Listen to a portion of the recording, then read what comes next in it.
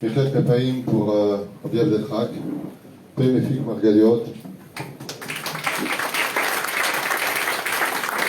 עליו נאמר על האור ברעי, אלוהים ורוח נכון חדש בקרבי. Je remercie cette communauté merveilleuse, aussi mon neveu qui, avec toute une équipe derrière bien entendu, font monter la Torah dans un endroit très particulier qui demande beaucoup de tikkunim. C'est pas évident, le kikar et tout ce qui se trouve là-bas. C'est pas évident. Mais Baruch Hashem, il y a beaucoup de Gdusha et c'est le prix à payer quand on veut ramener une Ouma israélite après 2000 ans d'absence. C'est comme la naissance d'un enfant. Au début, il ne parle pas du tout, il ne voit rien, il est complètement aveuglé, puis après il commence à faire ses premiers pas. Et bizarrement, quand il commence enfin à évoluer, le Sofo d'Avar, il dit à ses parents, je fais ce que je veux. C'est ce qu'on vit dans l'État d'Israël, et après on répond en tant que parent, la vie est une école, tu apprendras. Tu apprendras que très souvent les chemins dans lesquels on s'engage, eh bien, nous font repartir en arrière, et nous font, Bezrat Hashem, créer ce qu'on appelle l'expérience de la vie. C'est pour ça que le sujet de ce soir, c'est le cœur. On va parler de cœur.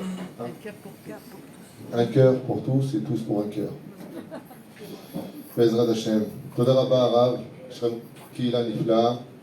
Et j'aimerais dédier ce shiur pour la refresh Shlema définitive d'Emir Ben Rivka, Mishpachat Titoussi, chez Poel, L'Orosé, Neman, la Torah, Ba'alum Mever, Bezrat Hashem Barach.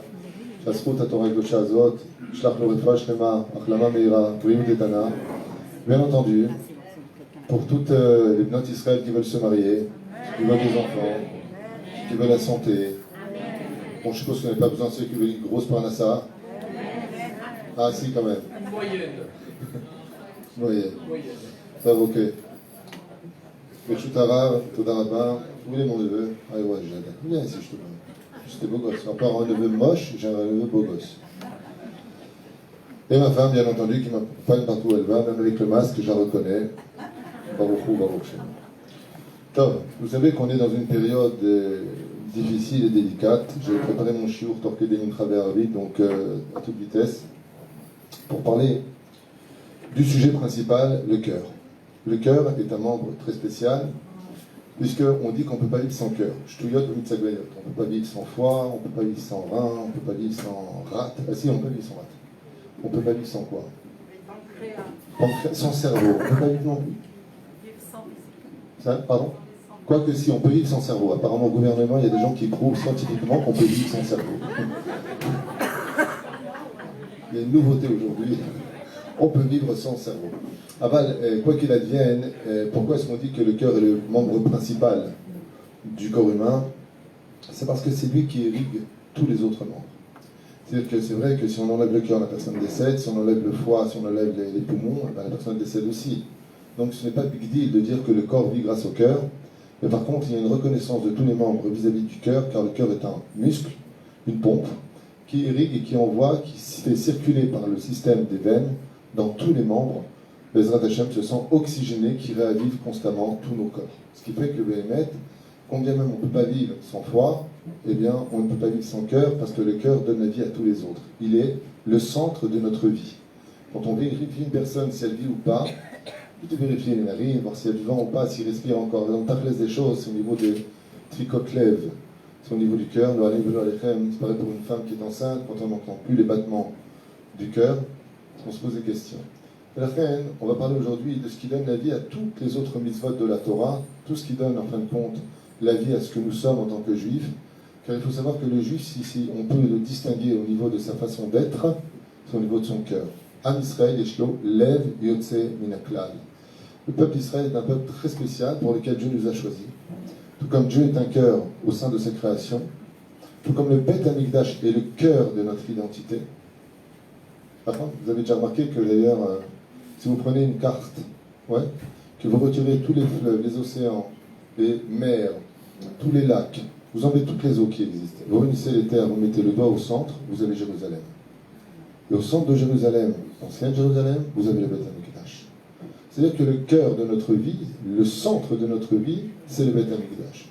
Et on doit avouer que depuis que le Beth Amikdash a été détruit, eh bien, non pas l'individu a perdu son cœur, mais la nation d'Israël a perdu son cœur.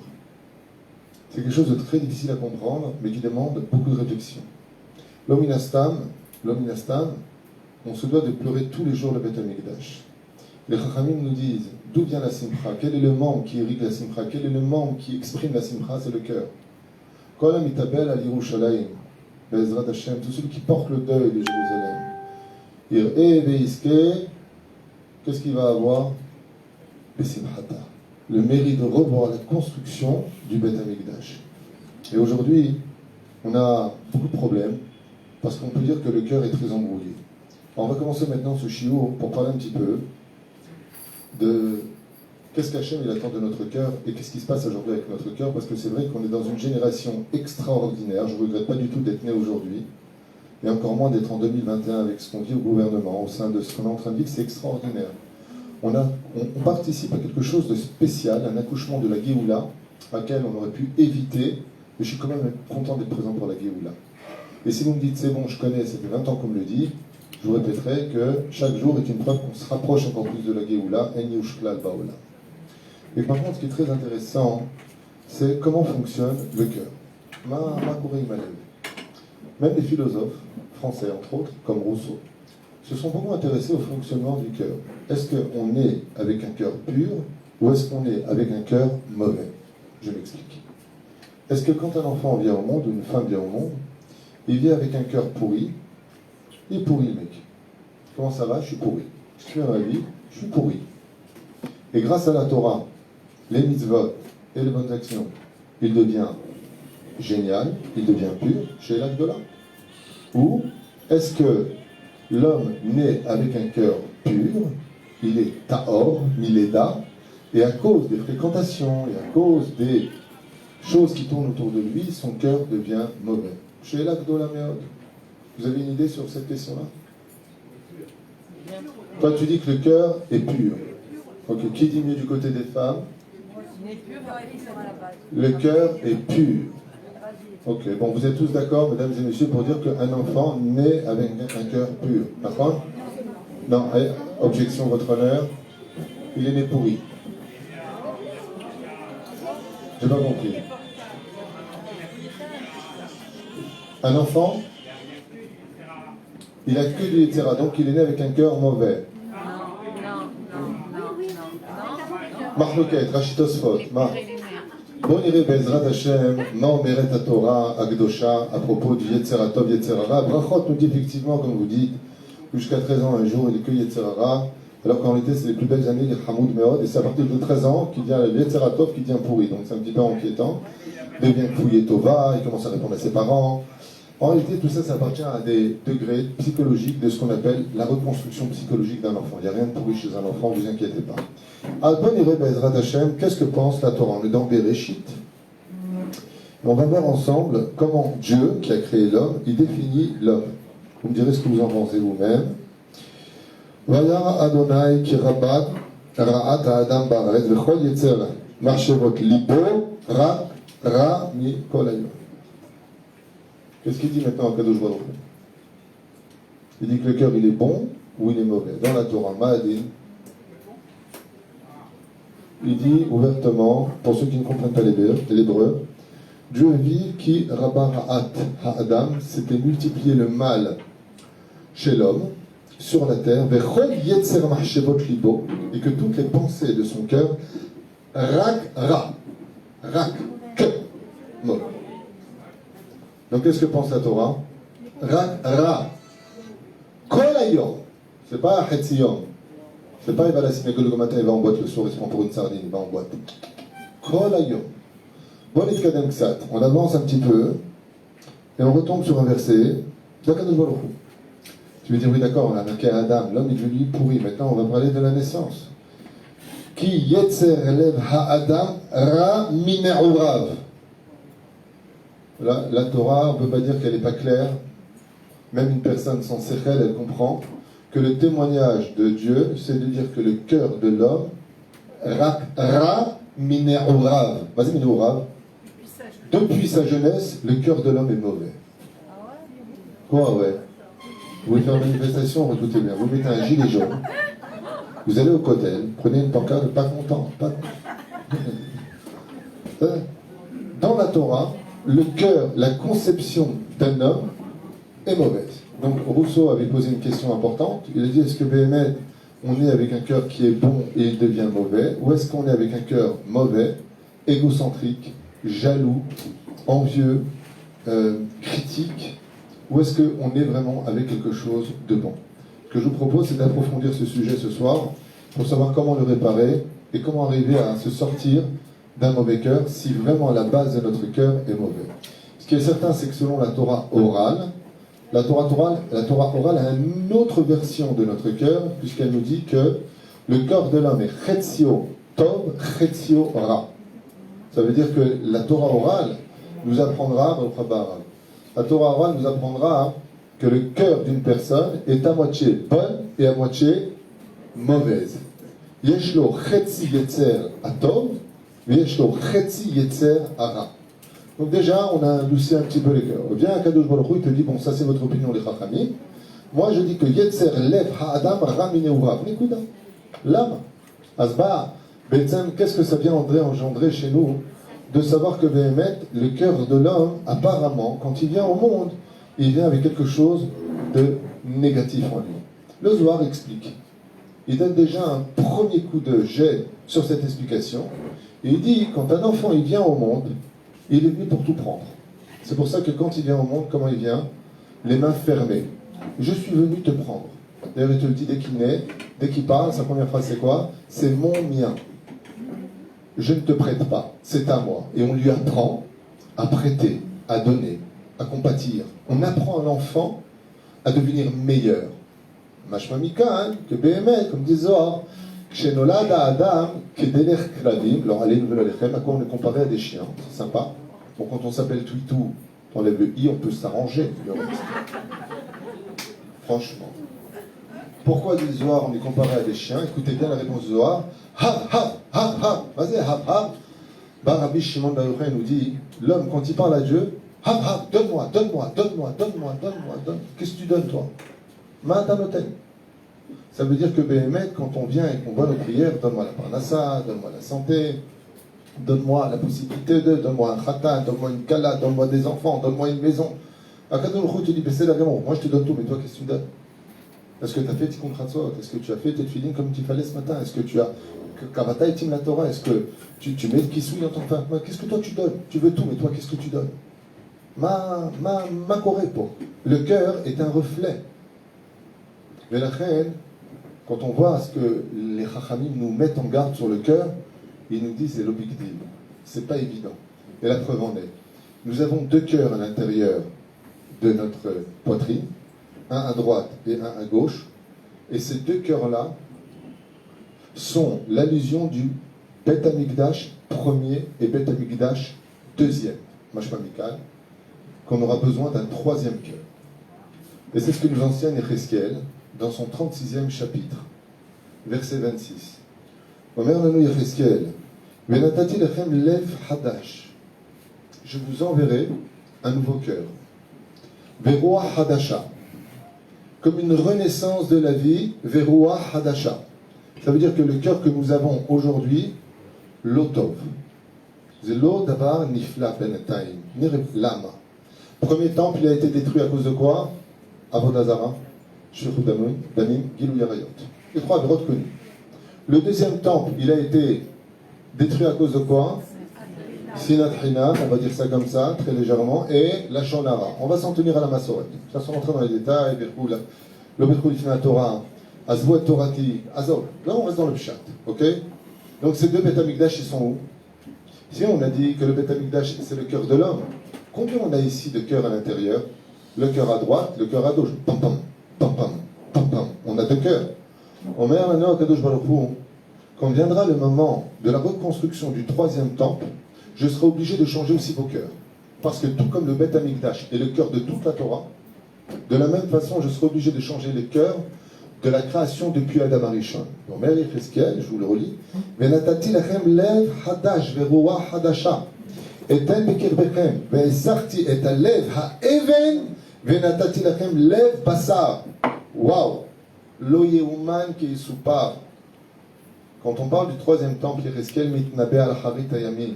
ici, dans ce verset-là. Et il nous dit, vous savez ce que je vais être obligé de faire à la fin des temps? Quand je vais reconstruire le troisième temple, je suis obligé en même temps de reconstruire quelque chose de nouveau chez vous. Quelque chose qui n'a jamais existé avant. Je vais changer l'atmosphère dans laquelle vous allez vivre. On va expliquer tout à l'heure de quoi est-ce qu'on parle.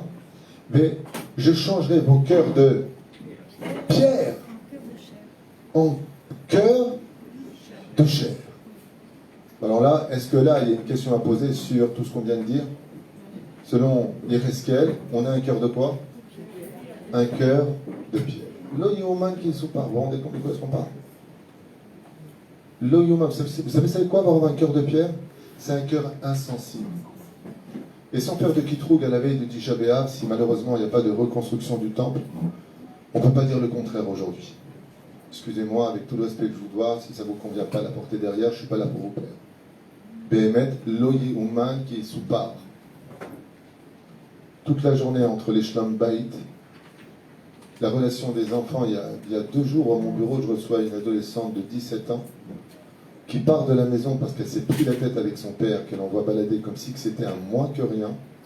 Et pendant 1 semaine, ni un coup de téléphone, ni où elle est, ni ce qu'elle fait, ni... Je lui dis, mais si tu étais maman, ouais, et que ta fille te fait ça, qu'est-ce que tu ferais? Elle me répond, je mourrais.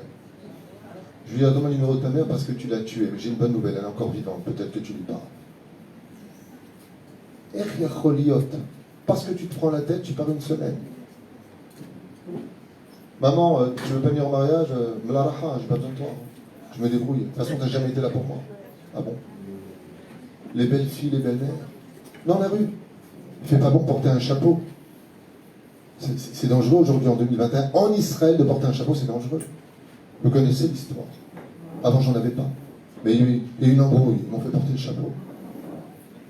Ça veut dire qu'on est face à une situation aujourd'hui, quand tu passes, je donne un exemple concret, extraordinaire. Normalement, quand tu es gêné vis-à-vis de quelqu'un, je sais pas, tu rentres dans l'ascenseur, un mec, il en lâché. Bon, bah, t'es un peu gêné, tu fais comme ça, tu regardes à côté, tu manges des faillots, mec. Très bien. Mais là, l'ascenseur, il s'ouvre. On voit un Haredi avec un chapeau, les gens devant ta tronche, pas discrètement. Qu'est-ce qui se passe? Il a le virus. Je vais compris, d'où j'ai le virus? Pourquoi toi tu n'aurais pas le virus? Maintenant que tu penses que je l'ai parce que les médias ont fait un travail satanique dans la tête des gens, alors qu'on parle de 13% de la population orthodoxe d'Israël qui ont le virus, 13%, ça laisse quand même juste 87% pour ceux qui sont pas orthodoxes, pour ceux qui savent compter au niveau mathématique. Mais moi ce qui me dérange, c'est pas ça. Qu'on soit suspicieux vis-à-vis de l'autre, c'est pas ce qui me dérange. C'est le manque de tact. C'est la haine qui s'exprime. C'est la haine qui ne va que dans un sens. Et ça, si on ne le répare pas en 2021, c'est pas la peine de dire revente Mashiach. Non, c'est pas la peine de le dire. Parce que ce qu'Akadosh Baruch Hu, il attend de nous tous, c'est qu'on arrête nos bêtises et qu'on renouvelle notre cœur de par nous-mêmes. Donc si je m'en réfère à la Torah, dans le Tachlès des choses, la Torah nous dit que notre cœur est mauvais. Alors comment je peux le rendre bon? Pardon? En travaillant nos midot. Et comment on fait pour travailler nos midot? On étudie la Torah, on pratique les mitzvot, et avec tout ça, je vous le dis à voix haute, qu'il n'y ait pas d'ambiguïté, c'est pas une garantie non plus. On peut être un très grand rachat, et un mitracham, comme Doeg à Adomi par exemple. Zéro big deal. Ça veut dire que le travail des midot passe par l'humilité. Casser notre cœur. Akadosh Baruch Hu nous dit par le biais du roi David dans les Tehillim, Takshibu Tov, Lev nishbar ravenitke Elokim lotivze.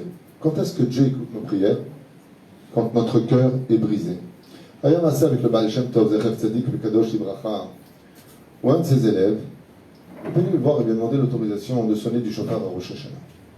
Vous savez que le cœur de la mitzvah de Horaïta de Rosh Hashanah, c'est le chauffard. Rabbi Israël Ben Eliezer, le Baal Shem Tov, lui a dit, ok, tu sonneras du chauffard à ce Rosh Hashanah, mais prépare-toi bien. Qu'est-ce qu'il a fait lui? Il a eu pas de truc. Les kavanot, chara kavanot, le harisa, il a noté le temps précis, les respirations. La marloquette Rabbeinu Tam, Rashi, à quel moment on respire pas. Quand il est arrivé au summum, le Baal Shem Tov, veille de Rosh Hashanah, il lui dit, cette fois tu es prêt? Il lui a dit, magnifique, j'ai tout noté dans mon sibour. Le Baal Shem Tov, qu'est-ce qu'il fait? Il lui dit, très bien, voilà qu'à Rosh Hashanah arrive, Et lui, il commence maintenant à ouvrir le sidour, puisqu'il est au Caire de Rosh Hashanah. Et au moment où il vient pour sonner du chauffard, il cherche sa feuille avec toutes les cavanotes, comme tu les as notées. Tu n'as pas besoin de les retenir par cœur. Et il ne trouve pas sa feuille. Quelqu'un est venu lui prendre sa feuille. Quelqu'un qui n'avait pas de cœur lui a pris sa feuille. Et là, il est très mal. Le Baal Shem Tov, les 300 personnes de la Beth Knesset le regardent, il attend. Rasra, rasra, rasra. Rasra. Il est très mal. Lama, où elle est ma feuille? Il s'est mis à pleurer. Il s'est rappelé juste du temps qu'il fallait tenir chaque 3 Kia, Jvarim, au niveau technique. Et il a sonné du chauffard. Le visage du Baal Shem Tov, ce jour-là, c'était complètement, le jour de Rosh Hashanah, complètement éclairé. Et lui, en sonnant du chauffard, il se met encore plus à pleurer. Il dit, Zekch, le Baal Shem Tov, il est tellement content grâce au chauffard que je fais, que si j'avais eu les cavanotes, qu'est-ce que j'aurais fait dans le ciel? Il se met encore plus à pleurer pendant qu'il fait le chauffard. Voilà qu'après les 2 jours de Rosh Hashanah, il vient le voir et lui dit, Vodara Vechaya. Il lui a dit, Metsuyan, je peux te dire que de toutes les années, tu n'as jamais fait autant trembler le trône divin que le chauffard que toi tu as fait, ni les autres Azanim, ni personne. Tu as dépassé tout le monde. Il dit, mais je ne comprends pas. Comment on pouvait dire une chose pareille? Pareil, j'avais pas les cavanotes devant moi. Le Baal Shem Tov, il regarde, il sort comme ça de sa feuille, une feuille, il dit, tu parles de ça? Alors il lui a dit, Lama, pourquoi, Mechila arabe, pourquoi m'as pris mes cavanotes? Il lui a dit, parce qu'en venant avec tes cavanotes, tu venais avec un cœur dur devant Dieu. Quand je t'ai pris ces feuilles, je t'ai brisé ton cœur, je t'ai rendu anav. Tu t'es rendu compte que devant Dieu, il n'y a pas de compte, il n'y a pas de cavanote. Tu es venu avec un cœur brisé, tu avais tellement les boules que le chauffard que tu as fait, il est monté plus haut que toutes les cavanotes qu'on pouvait nous enseigner sur les forces du chauffard. Il fallait que je te casse ton cœur. L'une des raisons explique le Ramchal. Pourquoi on a tellement d'épreuves dans la vie? Pourquoi? Pourquoi on a tellement d'épreuves dans la vie? Pour casser notre cœur. Le but, c'est de casser cette mida du cœur qui ne sait pas demander pardon, qui ne sait pas se remettre en question, qui ne sait pas avoir d'empathie pour l'autre. Vous savez, ces maris qui me tuent de rire. Bon, il y a aussi des femmes qui me tuent de rire, mais surtout les maris me tuent de rire. Jamais ils savent demander pardon. Il y en a, ils sont nés, mamash, avec un surnom. Il s'appelle J'ai raison. C'est pas une blague. Hein. C'est même quand ils ont tort, ils disent bon. Il n'y a pas j'ai raison, il n'y a pas tu as raison. C'est bon. Allez, si tu t'en sors cette fois-là, je dis rien. T'as tort, t'as tort. Ouais. Quand ils tombent malades, bon, faut que je te parle. Makara. La vérité, j'ai été très dur avec toi, je n'ai pas été correct, je te demande pardon, sans toi, j'étais rien du tout. Heureusement que tu étais là pour le travail, sans ta comptabilité, on aurait été perdu. Tu as su répondre aux impôts comme il le fallait. Grâce à toi, on a eu 2 bons enfants. Maintenant, qu'est-ce qu'elle voit le Mashiach qui arrive? C'est pas possible. Makara. Eh oui, il est sur le point de mourir. Il a peur. Hef. Lev nishbar nitke elokim lotivze. Midat adin elokim lo shem avaya lotivze. Quand une personne, elle vient d'Israël Ishmaïa avec un cœur brisé devant Hachem, Akadosh Baruch Hu, il écoute tout de suite. Le problème, c'est que Dieu nous dit ici dans Yecheskel, votre cœur, c'est un cœur de pierre. Il y a une histoire, il y a même plein d'histoires. Une femme rentre dans un bureau. Jusque-là, rien de dramatique. Ça arrive tous les jours qu'une femme rentre dans un bureau. L'homme rentre aussi dans le même bureau. Quand c'est là, il reste encore un peu de place. Encore du monde dehors, qu'est-ce qu'on peut faire?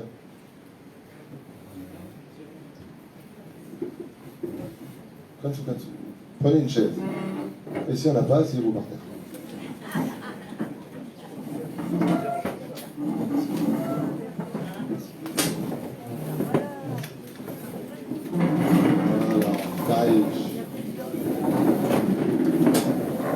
Non, grâce à Dieu, il y a des hommes de l'autre côté. Je ne tiens pas à être Mosley, le rave des femmes.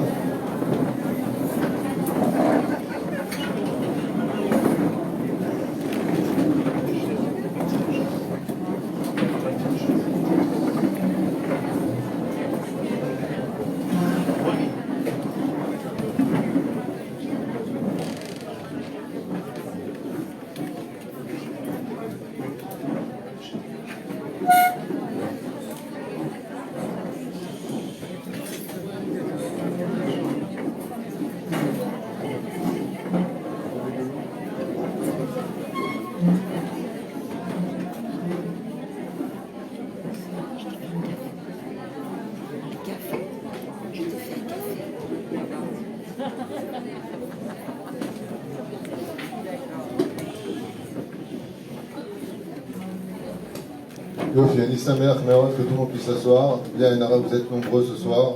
J'aimerais être.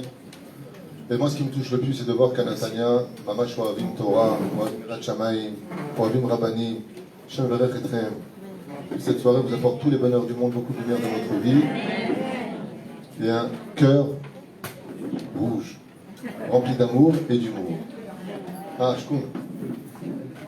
je me pose encore un peu. Je comprends. C'est pas facile de trouver des rabbins beaux gosses. Je participe. Aussi, je suis pas moche. Ouais, on peut ramener un rap tout vieux comme ça.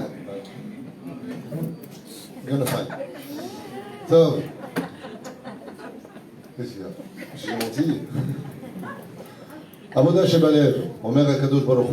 Vous savez quelle différence il y a entre le judaïsme et les autres religions? Dans les autres religions, on ne demande pas ton cœur. On t'oblige. Ça s'appelle un infidèle. Dans la Torah, ce que l'on veut, c'est essentiellement, B'siata d'Ishmaya, le cœur de la personne. Mieux vaut peu de tout son cœur. Mieux vaut peu de tout son cœur que beaucoup, beaucoup sans cœur. Le Ben Ishraï, il va plus loin. Il dit Mitzvah belo chavana, kekuf belo neshama. Celui qui fait une mitzvah, il n'y a pas de cœur dans la mitzvah, il a apporté un corps sans âme devant Hachem. Ça veut dire que ce que nous faisons n'a pas d'âme. Les anges que nous apportons devant Hachem, Enem Lev. On arrête à Gemara, Yaolam Adam Mitraten. Quelle femme doit chercher dans sa vie? Bat Talmid Chacham. Aleph. La deuxième chose que nous demande la Gemara, c'est de voir si elle a de beaux yeux. Je crois que c'était Jean Gabin qui avait dit ça, moi. De beaux yeux, tu sais.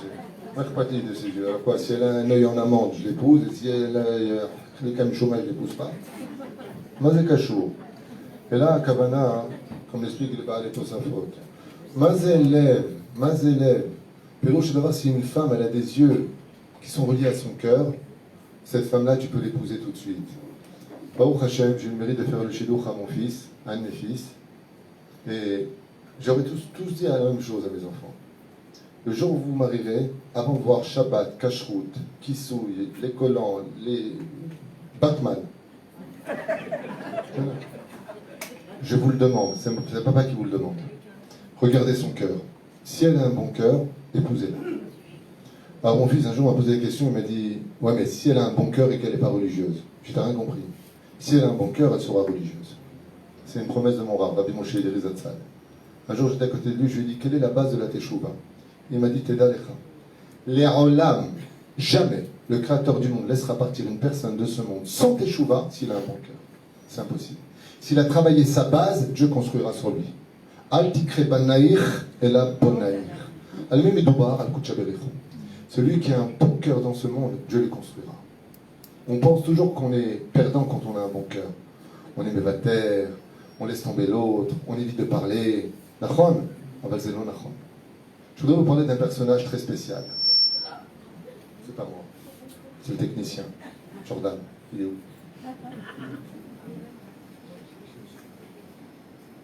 Vous avez vu dans le parashat de Mas'é qui parle des époques, des stations qu'on a traversées, les 42 stations, d'un coup, sans aucune raison valable, aucune, sauf celle que je vais vous expliquer maintenant, comme l'explique les Chachamim, il n'y a rien de moi.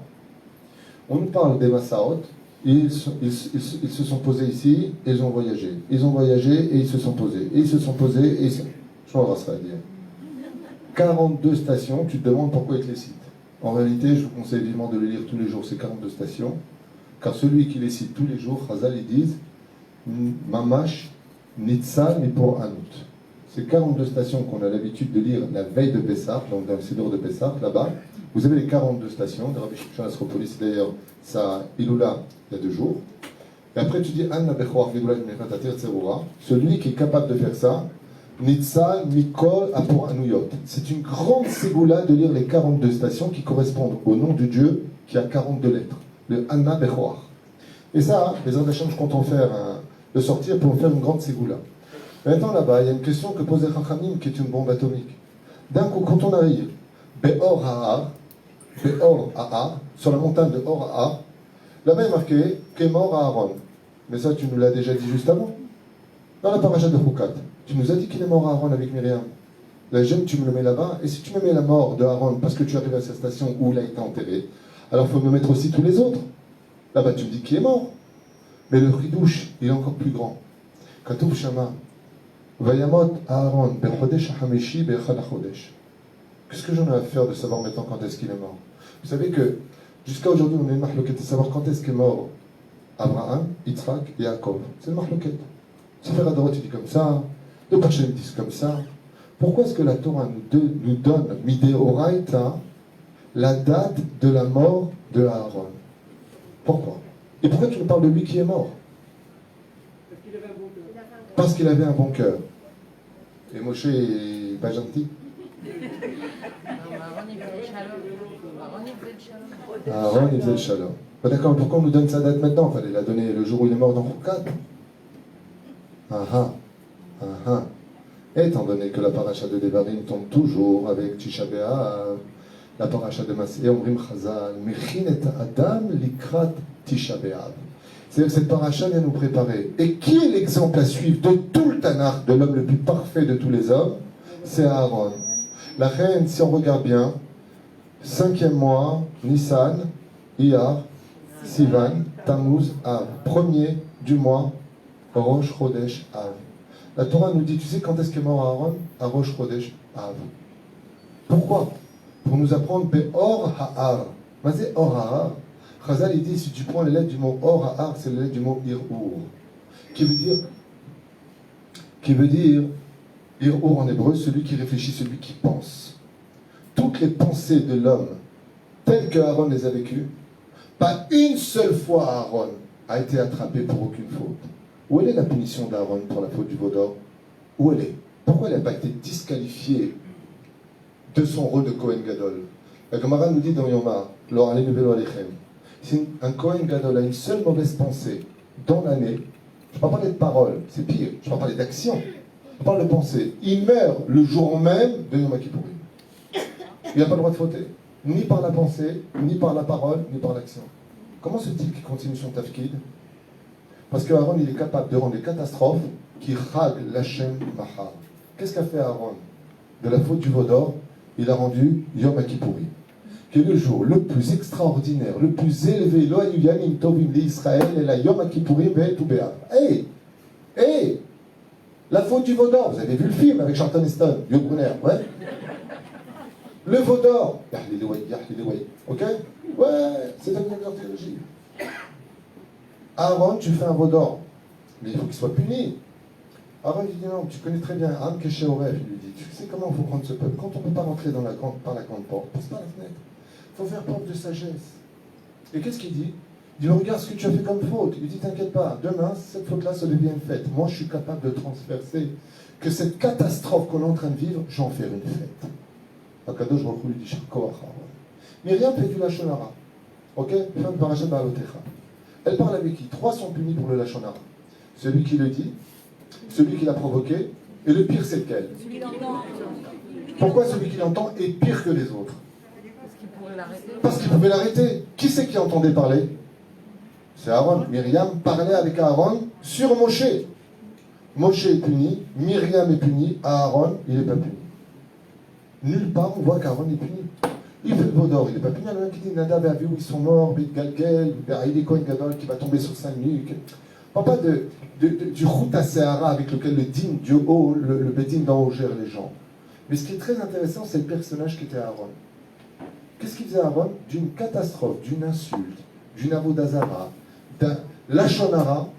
Chazal, il dit, si tu veux savoir ce qu'il faisait à Aaron, pendant que Myriam lui parlait, il lui dit, Moshe, il est juste à côté, pourquoi tu ne poses pas la question à lui en tant que Sheila el-Khatid, pourquoi tu m'en parles?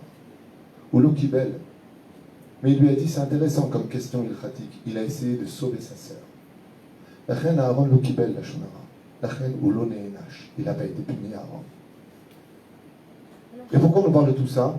Parce que le premier du mois de Av, on commence la Avelut Kveda sur Khurban Bet Hamikdash. Où là-bas, qu'est-ce qu'on a fait? Meurtre, inceste et Avodazara. Aaron, il est passé par tous ces biais-là. Oev Shalom, Verodev Shalom.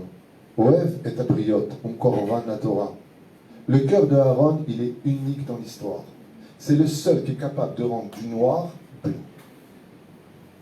C'est le seul de rendre une histoire catastrophique magnifique. L'une des 4 caractéristiques, nous dit la Gemara dans Psahim, que Dieu déteste le plus chez une personne, c'est le mensonge. Dieu sonne chakranim. 4 chakranim, en roim pene shechina. Les menteurs ne verront jamais la face de Dieu. Dieu est appelé Emet. Aaron, il passait son temps à mentir. Ouais, j'ai vu ta femme, mon Dieu, la pauvre. Elle était en train de pleurer. Je regrette ce que j'ai dit à mon mari, pas du tout, elle était en boîte de nuit avec les Bee Gees. Thank you, the night fever. Et elle pleure, la pauvre. Elle ne sait pas comment te récupérer. Le mari dit, ah bon, elle s'est calmée. Bêtard. Maman. À mon avis, elle va te voir, elle ne saura pas quoi te dire. Ah, il est là voir la femme. J'ai vu ton mari, mon Dieu. Maintenant, il est avec une blonde. Il est dans un état au bord de la plage. Il pleure sa race. Non, la plage, c'était le désert. Il croyait qu'il y avait l'océan. Il pleure. Qu'est-ce qu'il est mal. Alors que lui, il dit, bon, débarras. Baruch Hashem, je ne savais pas comment divorcer. Ça y est, je me suis débarrassé. Qu'est-ce qu'il faisait? Attends, mais shaker. Tu mens à Aaron? Parce que là, les Chachamim nous disent, ça ne s'appelle pas mentir, ça s'appelle de la sagesse. Comme c'est marqué pour Yaakov, quand il est venu lui dire, Yitzhak, tu es Esav, mon fils. Qu'est-ce qu'il lui dit? Anochi, Esav, Bechorecha. Rachid dit Gadeb. Onkel aussi dit Gadeb. Qu'est-ce qu'il dit là-bas? Chochmeta. Il a parlé de Chochma. La puissance d'un cœur pur, c'est d'être capable de rendre de la boue du diamant. Ça, c'est le cœur de Aaron. Et ça, quand est-ce qu'on se rappelle de sa mort? Quand est-ce qu'on allume une bougie, la Iloula de Aaron? Tous les Rosh Chodesh Av, n'oubliez pas que c'est la Iloula de Aaron. Et la Torah, exceptionnellement, nous donne la date de la mort de Aaron, qui est mort au 5e mois, 1er jour du mois. Et c'est quoi le 5e mois, 1er jour du mois? Rosh Chodesh Av. Rosh Chodesh Av. C'est lui qui est le symbole de celui que Dieu recherchera dans toutes les générations. Qui est Aaron dans cette génération? Qui est Oev Shalom? Qui est Rodev Shalom? Qui a travaillé ses vertus en lui? Qui est capable d'être celui qui, Be'or A'ar, Be'ir Ur, n'a jamais fauté. Aval Be'ir Ur, Matzatamid Pitaron. Il a toujours trouvé des solutions. Pas une personne ne divorçait à l'époque de Aaron. Tant qu'il était là, tout le monde s'aimait. Quand est mort Moshe Rabbeinu, qui l'a pleuré? La Torah nous dit, tous les hommes l'ont pleuré. Mais quand est mort Aaron, Kol Bet Israël, les hommes l'ont pleuré, les femmes l'ont pleuré, les enfants l'ont pleuré. Pourquoi tout le monde le pleurait, Aaron? Parce que Aaron, il était dans le cœur de chaque personne qu'il rencontrait dans sa vie. Aaron, quand il est parti de ce monde, personne ne pouvait dire, il m'a fait du mal. Personne ne pouvait dire, il m'a fait du mal. Et c'est difficile quand on est Kohen Gadol. Quand il y avait l'histoire de la ville des refuges, la Gemara nous dit que les parents priaient pour que le Kohen Gadol meure, parce que le jour de la mort du Kohen Gadol, eh bien, celui qui était dans une ville de refuge pouvait sortir. Mais tant qu'Aaron était vivant, personne ne priait pour qu'il meure. Tout le monde priait tous les jours pour qu'il vive. Et tout le monde pleurait Aaron. Quand est-ce qu'on a enterré cet homme-là? Le jour de Tisha B'Av. Chazal Omrim Lanu, Lama. Écoutez bien ce qui est marqué en hébreu, je vous le traduis. Lelamdeinu shebechol dor vador, kutsha berichu, bishme meromim, mehapes, miouze Aaron shebador. Qui sera le Aaron de la génération? À partir de Rosh Chodesh Av, qui sera celui qui va prendre le téléphone et dire stop avec les disputes, stop avec on ne se parle plus, stop avec notre cœur, stop. Ani bitkacher, ani oev shalom, ani rotze shalom. Vous savez qu'on est obligé de vivre ensemble avec des gens qui sont toxiques. Je ne parle pas d'eux. Et shalom, shalom, au revoir, comme on dit. Des fois, la meilleure façon de s'approcher de Dieu, c'est de faire 3 pas en arrière. Rotze shalom, bimouma, ou berachama. Des fois, pour faire le rotze shalom, on fait 3 pas en arrière. Il y a des gens avec qui il faut faire 3 pas en avant, 3 pas en arrière. En malas. Et la reine, Aaron doit nous servir d'exemple pour cette période. Oev shalom, merodev shalom, oev et abriot, korvan la Torah. L'extraordinaire force de Aaron, c'est qu'il était capable de laisser les gens là où ils sont pour les amener vers la Torah. Et non pas comme le font certains qui se disent avoir de bon cœur et qui transforment la Torah, qui libèrent la Torah réformiste et libéraux et qui font par contre descendre la Torah dans la génération. Mais c'est d'abord Nora. Vous savez pourquoi? Parce qu'ils le font avec un cœur élégant. La reine, le cœur a ses qualités et ses défauts. C'est ce qu'on va étudier maintenant, Bezrat Hashem Barach. Oui. Aaron, pourquoi il n'est pas rentré en Eretz Israël avec tout ça? C'est une bonne question, j'ai plein de réponses à vous donner. Je vous donne juste maintenant pour me débarrasser. Et non, c'est une bonne question. Il y a une Gemara, il y a une marloquette entre Rabbi Eliezer et Rabbi Akiva. Est-ce que la génération du désert a ou pas le monde futur? Réponse de Rabbi Akiva, l'écouta. Réponse de Rabbi Eliezer, oui, yeshlo. Chez la Gdola. Il a ou il n'a pas? Qui a tort ou raison? Vous avez une réponse? Non, vous êtes viré. Alors, je vous réponds. On raconte l'histoire comme ça d'un homme qui est rentré dans une grande salle magnifique. Il devait aller à son mariage. Il avait un costume blanc en lin comme ça, un truc tunisien. Bien. Et malheureusement, il n'y avait pas du tout de lumière. Il n'y avait pas du tout de lumière. Et quand il est rentré dans cette pièce, il s'est rendu compte qu'il avait un petit trou dans sa poche. Et donc, comme il avait un petit trou, il a entendu de la monnaie tomber par terre. Il était en costume blanc, en lin blanc comme ça. Et il a réfléchi. Il a dit, je fais mon calcul. On m'attend pour mon mariage, et de l'autre côté, je fais tomber de la monnaie. S'il se met à 4 pas dans une salle qui ne connaît pas le sol, c'est sale, il va se salir. Il a fait son calcul, il a dit non, ça ne me sert à rien. Ça ne vaut pas le coup pour moi de me mettre sur mes genoux, de tâtonner le sol, je vais venir sale, mon costume sale, je ne peux pas. Puis en avançant quelques pas, il s'est arrêté net, il a réalisé que le solitaire, le diamant, était aussi dans sa poche. Qu'est-ce qu'il y a, mesdames? Vous avez perdu le vôtre? C'est une sport. Ouais. Il s'est rendu compte qu'il a laissé tomber son diamant.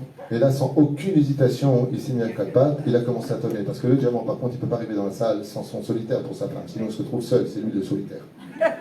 Seul. Résultat des courses, puisqu'il était par terre et qu'il s'est déjà sali, il ramassa la monnaie. Zema, Shit Kavnu, Rabbi Akiva, Rabbi Eliezer. Amar Rabbi Akiva, le Dor Béa, la génération du désert, Me'atzman, d'eux-mêmes, Enem Halek Lolamaba. Amar Rabbi Eliezer, Dieu m'aide, Eliezer, Avadi Aaron là-bas. Il dit alors, il dit, même si Dieu ne reviendra pas dans le désert récupérer cette monnaie qui ne méritait pas de se relever à Triadamétim, étant donné qu'il y a un solitaire qui s'appelle Aaron, puisqu'il va vers Or, Ha'ar, récupérer Aaron dans le désert parmi eux, alors il récupère en même temps tous ceux qui étaient là-bas. Et c'est la raison pour laquelle tous les grands tzadikim sont restés avec leur communauté, car dans le cas où ils se seraient trop assimilés, puisque Dieu viendra chercher chaque diamant qui se trouve à Vilna, à Radin, à New York et ailleurs, Akadosh Baruch Hu viendra ramasser ces diamants. En même temps, il ramassera tous ceux qui sont autour. Hein? On peut avancer notre lecture? Oui. Mais il y a d'autres explications. Prenez rendez-vous chez ma femme, il y a un bureau, je vous explique. Tov.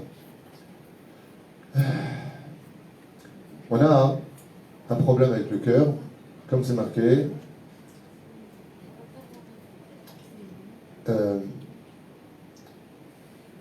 Velaval Bedizav.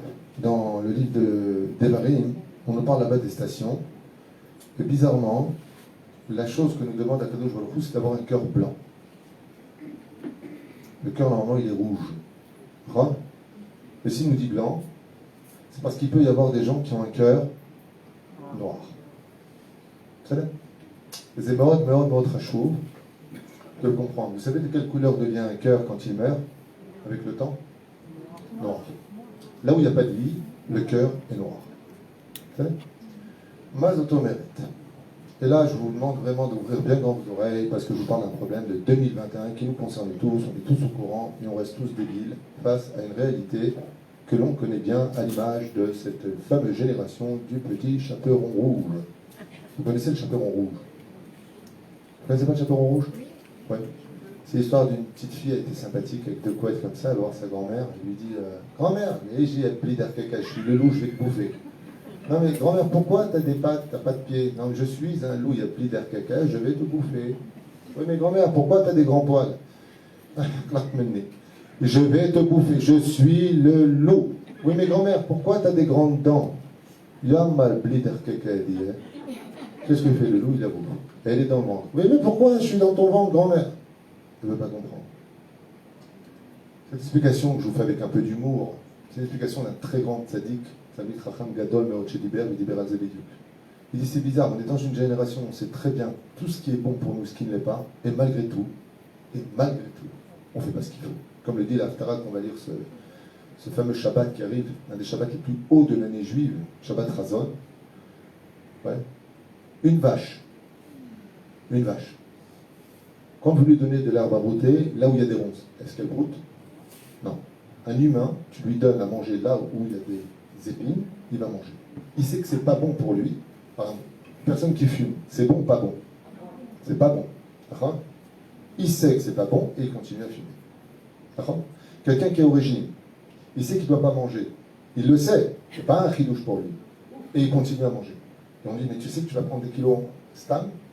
Oui, mais c'est bon. C'est-à-dire que l'homme ne voit que le moment présent. Le problème du présent, c'est que c'est un temps qui n'existe pas sur Terre. En tout cas, dans la Kabbale, ça n'existe pas. Pourquoi? Parce qu'avant qu'un moment ne vienne, il est futur, et quand il est là, il est passé. Alors il est où le présent? Le présent a pour fonction d'être une arnaque de l'histoire au niveau de l'humanité. C'est pour ça que le moment ne peut offrir que des plaisirs. Le moment ne peut offrir que des plaisirs sur Terre. Par contre, l'éternité, du passé et du futur, lui, c'est un bonheur.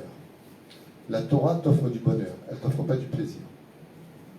Le plaisir, c'est par exemple quand tu manges quelque chose de bon maintenant. Après, tu le regrettes. Mais c'était un plaisir. C'est comme des gens, j'adore, tu sais, le côté très courtois quand t'en peux plus d'une personne. C'est un plaisir de vous rencontrer. Méfiez-vous de ce mot. C'est un plaisir de vous rencontrer. C'était juste un plaisir du moment. C'est un bonheur d'être avec vous. Ça veut dire, si je pouvais rester encore plus, au niveau de ceux qui comprennent bien l'étymologie des mots, de rester avec vous. Hein? Quand tu vois la belle-mère, en général, tu as la belle-fille qui dit « Oh, avec plaisir, elle vient, Shabbat. » Mais pas avec bonheur. Ah, ça va avec tout le monde. Reine. Notre cœur est né avec une mauvaise base selon les Chachamim. On va expliquer maintenant à Pi Kabbalah pourquoi on parle, à Pi Sod plus exactement, d'une base difficile. L'ange qui est responsable d'amener des Neshamot dans le monde d'en bas s'appelle Laïla. Vous savez? Pourquoi Laïla? Parce que ça se passe Laïla. Maintenant, lui, l'ange, il ne sait pas quel Neshama aller chercher. Est-ce qu'il va chercher une Neshama marocaine, tunisienne, algérienne, libyenne, syrienne, ashkénaze? Qui va chercher? Réponse, ça dépendra du couple. Dans le langage du Zohar, c'est est-ce qu'il va chercher une Neshama du Gan Eden qui a besoin de compléter une mitzvah, ou est-ce qu'il va chercher une Neshama du Gehinam qui a besoin de compléter son tikkun? Qui va décider d'envoyer l'ange Laïla chercher une âme qui vient du Gan Eden? Et si c'est une âme qui vient du Gan Eden, elle est déjà préposée à avoir un bon cœur ou un mauvais cœur? Un bon cœur, absolument. Qui va décider de cela?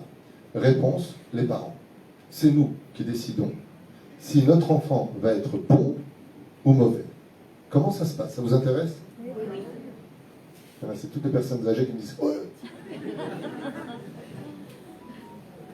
Bon, mais vous savez pourquoi vous avez raison à n'importe quel âge de poser la question? Parce que le Rambam, dans les Chot Teshuvah, il dit que c'est rétroactif. Ce que je vais expliquer maintenant, il dit qu'Aflou Ben Nida, c'est rétroactif. Quelqu'un, par exemple, qui a eu un enfant quand elle était Nida, elle ne faisait pas son Mikveh. Choseret Bitshuva Shlema, Bokra Alamatzav, Lomedet Ilchot Nida, elle étudie les lois de la Nida. L'enfant, il est capable de sortir de la naissance d'un Ben Nida à Ben Taor. Pourquoi? Parce que la Teshuvah est rétroactive. Donc, il y a aussi quelque chose à faire dans ce domaine. Les Chachamim, ils disent, quand l'ange là, il descend pour voir l'union dans un couple, quand le couple s'unisse, qu'est-ce qui vient avec lui? Qu'est-ce qui vient avec cet enfant? Le din de Ben Orim ou Ben Temura. La Gemara d'ailleurs reprend cette version du Zohar incroyable, et je vais m'expliquer en deux mots. Vous savez c'est quoi un Ben Temura? Un Ben Temura, c'est quand par exemple, prenons un exemple de Horaïta, Yaakov est avec Léa en action, mais pour lui, il a qui dans ses bras? Rachel. Ça veut dire que l'intention, le hir-our de Yaakov, c'est d'être avec Rachel. Alors que, qui il a dans les mains? Léa. Au niveau de la pensée, le cerveau, comme vous le savez, est relié à la semence de l'homme. Ce qui fait que quand Yaakov était avec Léa, et que lui pensait avoir Rachel, il a créé ce qu'on appelle un gam dans son zéra. Il a créé Réhouven. Et dans le mot Réhouven, vous avez du mot Even. Qu'est-ce qui s'est passé chez Réhouven? Il a déplacé la couche de son père. C'est-à-dire qu'il y a eu un gamme au niveau du cœur. Dans le livre Kavayachar, il dit que ce gamme de Réhouven, c'est Yaakov qui l'a provoqué. Comment? Il dit parce que quand il était avec sa femme, il était persuadé que c'était l'autre. Donc il est Tmoura. Tmoura veut dire à la place de. Vous avez compris le principe? Vous avez pigé le principe? Superbe. Maintenant que vous avez compris qu'on parle de Yaakov Avinu, Kodesh Kodashim. Ouais. Qu'est-ce qui se passe pour nous quand maintenant on est en train de voir dans un écran de télévision des femmes dénudées, des goyotes, des femmes mariées? Qu'est-ce qu'on fait? On inclut des données à l'intérieur de nous. Vous croyez quoi que ces données, qu'est-ce qu'elles font? Pensez ce que vous voulez, c'est vrai, c'est faux, j'en ai absolument rien à faire. La Torah est vraie, celui qui ne comprend pas n'a pas encore assez de séchel. Qu'est-ce qui se passe? C'est archivé. Ce qui fait que quand l'homme, il va avec son épouse, l'ange Laïla, lui, voit le monde des vérités. Qu'est-ce qui est rentré dans ton cœur aujourd'hui? Qu'est-ce que tu as regardé aujourd'hui? La Gemara pose la question, et votre rab ici présent, Tamit Chacham Gadol, Aovenu, Yedidenu. Qu'est-ce qui s'est passé pour la naissance d'un homme qui a atteint les niveaux les plus élevés qu'un homme humain puisse atteindre? Rabbi Ishmael ben Elisha, qui est le goul de Yosef Hatzadik. La Gemara nous dit comment est-ce qu'elle a eu un homme aussi parfait que lui. Comment? Elle rentre au Migvé, mais pas encore. Elle sort et qu'est-ce qu'elle voit? Un hamor. Un hamor. Elle est bon. Un hamor, c'est pas grave, c'est un animal. Non, mes yeux ont vu un hamor. Elle retourne au Migvé. Elle ressort, elle tombe sur quoi? Un chien. Elle retourne au Migvé. Elle ressort, qu'est-ce qu'elle voit? Un kouti, un non-juif. Elle retourne au Migvé. Quand elle est sortie à la fin, elle est sortie avec la capuche. Elle marchait uniquement la tête en bas. Quand elle est arrivée vers son mari, elle est Rabbi Ishmael ben Elisha. Que Dieu, comment il appelle dans la Gemara? Comment Dieu il appelle Rabbi Ishmael ben Elisha? Béni, mon fils. Bon. Même JC, il a eu les boules.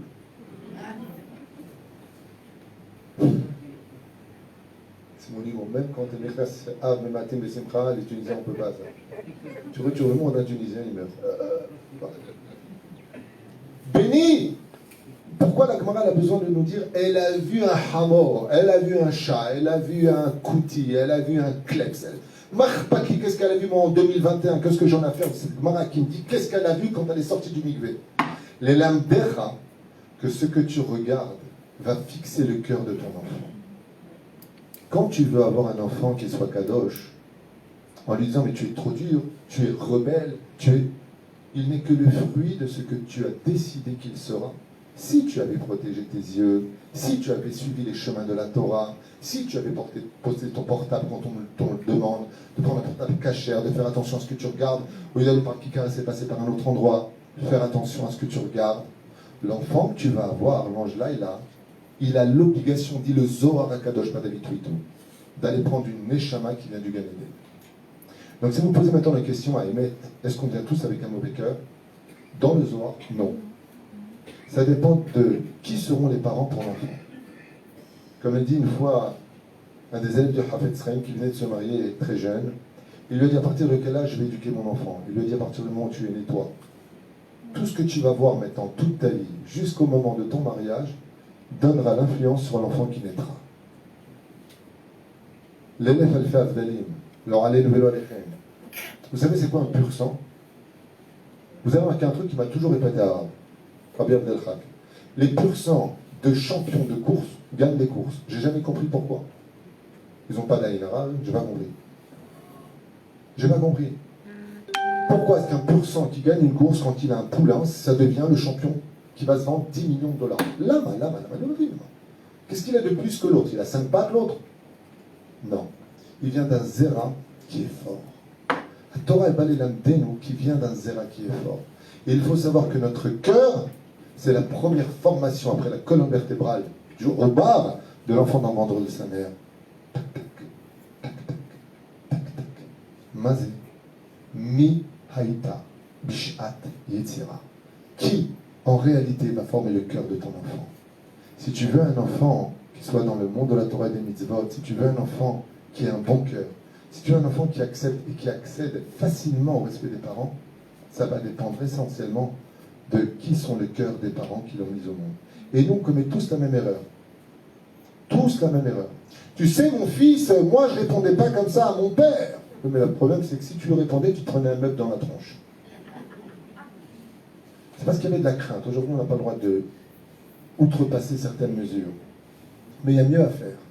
Quand les parents sont ta'or, lève ta'or, berali Elohim, veruach nachon hadesh bekir rabbi. Ce fameux verset qu'on a l'habitude de réciter au renouvellement de la lune. Vous n'avez pas remarqué qu'il y a un mot qui n'est pas à sa place? Si tu me dis, lève ta'or, bera, li, normalement, quel nom on aurait dû lire? Havaya. C'est Havaya qu'on aurait dû lire. La Yitrachut dans ce monde, ça vient de Havaya, ça ne vient pas d'Elohim. De là, vous avez un remède du roi David. Celui qui purifie son cœur dans ce monde. Midatadin meganetalab. C'est la Midatadin qui lui donne un fils qui est pur. Ça veut dire que c'est pas Tmurat Chesed. Lève ta or bera li Elohim. Donc oui, j'ai un cœur pur, mais c'est toi qui l'as rendu pourri. Avec quoi? Avec tout ce que tu regardes, avec tout ce que tu permets d'entendre, avec tout ce que tu sors de ta bouche. Ce qui fait que notre cœur est blanc, mais si tu le rends sale. Prenons un exemple du roi Haïm HaKadosh. Roi Haïm HaKadosh, Rabbi Haïm Ben Atar alav shalom, il dit, vous avez remarqué que quand on veut arrêter la guerre, qu'est-ce qu'on fait? Deux pays sont en guerre. Revenez à l'époque, aujourd'hui, il n'y a plus de soldats. Ouais. Mais qu'est-ce qu'on faisait quand on voulait arrêter la guerre? Dites-le. On dressait un drapeau blanc. Et s'il n'était pas blanc, ça voulait dire quoi? Ça voulait dire simplement je continue la guerre. Pourquoi blanc? Parce que blanc c'est le shalom. C'est-à-dire les cœurs qui aiment le shalom lèvent la vanne. Le cœur qui est blanc, il demande le shalom et il demande une réconciliation. Il demande une humilité vis-à-vis de l'autre. Et nous, qu'est-ce qu'on fait toute la journée? On noircit notre cœur. T'as vu ce qu'il m'a dit? T'as vu ce qu'il m'a fait? Il m'a pas répondu. Il m'a pas fait ça. T'as vu comment il entend celui-là? Et pourquoi il se prend celui-là? Et qu'est-ce qu'il a celui-là? Oh! Couchez! On se calme. Makara. Alors, je changerai vos pierres de cœur, vos cœurs de pierre en cœurs de chair. Lama lokrim et advarim betsura kasha. Vous savez pourquoi? Parce que dans notre cœur, chers amis, se cache le meilleur et le pire.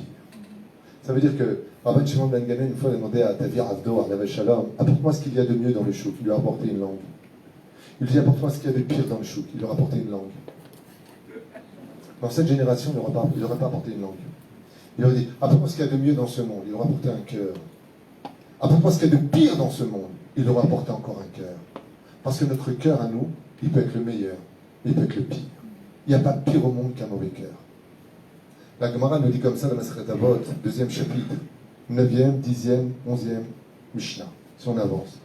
Maaseh Rabban Shimon Rabbi Yochanan ben Zakkai. Et là, c'est 5 élèves. Sauf il leur pose la question, exactement ce que je viens de vous dire. Qu'est-ce qu'il y a de mieux? Qu'est-ce qu'il y a de pire? Alové Beno Meshalem, Aïn Tova, Aïn Ra, chacun donne son opinion. Vient Rabbi Elazar ben Arach alav shalom, il lui dit, lève Tov. Lève Tov. Maranienne.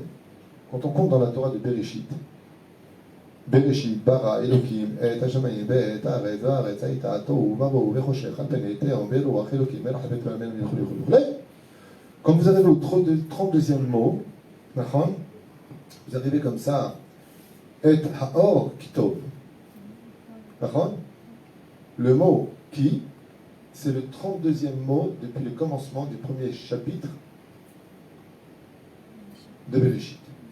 Ça veut dire, tu comptes 32 mots, tu arrives à Et Haor Ki. Le 33e mot, c'est lequel? Tov. Zemashama. Lève Tov. Quand est-ce qu'on est bon? Quand on a compris qu'on n'est que des créatures créées par un créateur. Azwamar Ki. Quand on prend la première lettre de la Torah, c'est quoi?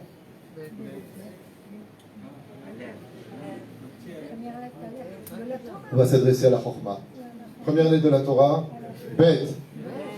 Qui c'est qui a dit Aleph? Ne répondez pas, ça à sourd. Mais vous n'avez pas tort. Le Aleph est caché, c'est la lettre blanc qui vient juste avant la lettre Bet, pour essayer de sauver les gens.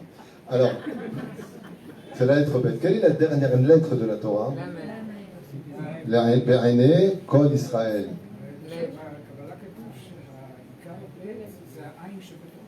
Ah, il fait מאוד. Chazak ou Baruch. Chazak ve'emat. La première lettre de la Torah, c'est la lettre Bet. La dernière lettre de la Torah, c'est la Lamed. Mais quand la Torah ne peut s'adresser qu'à celui qui a un cœur.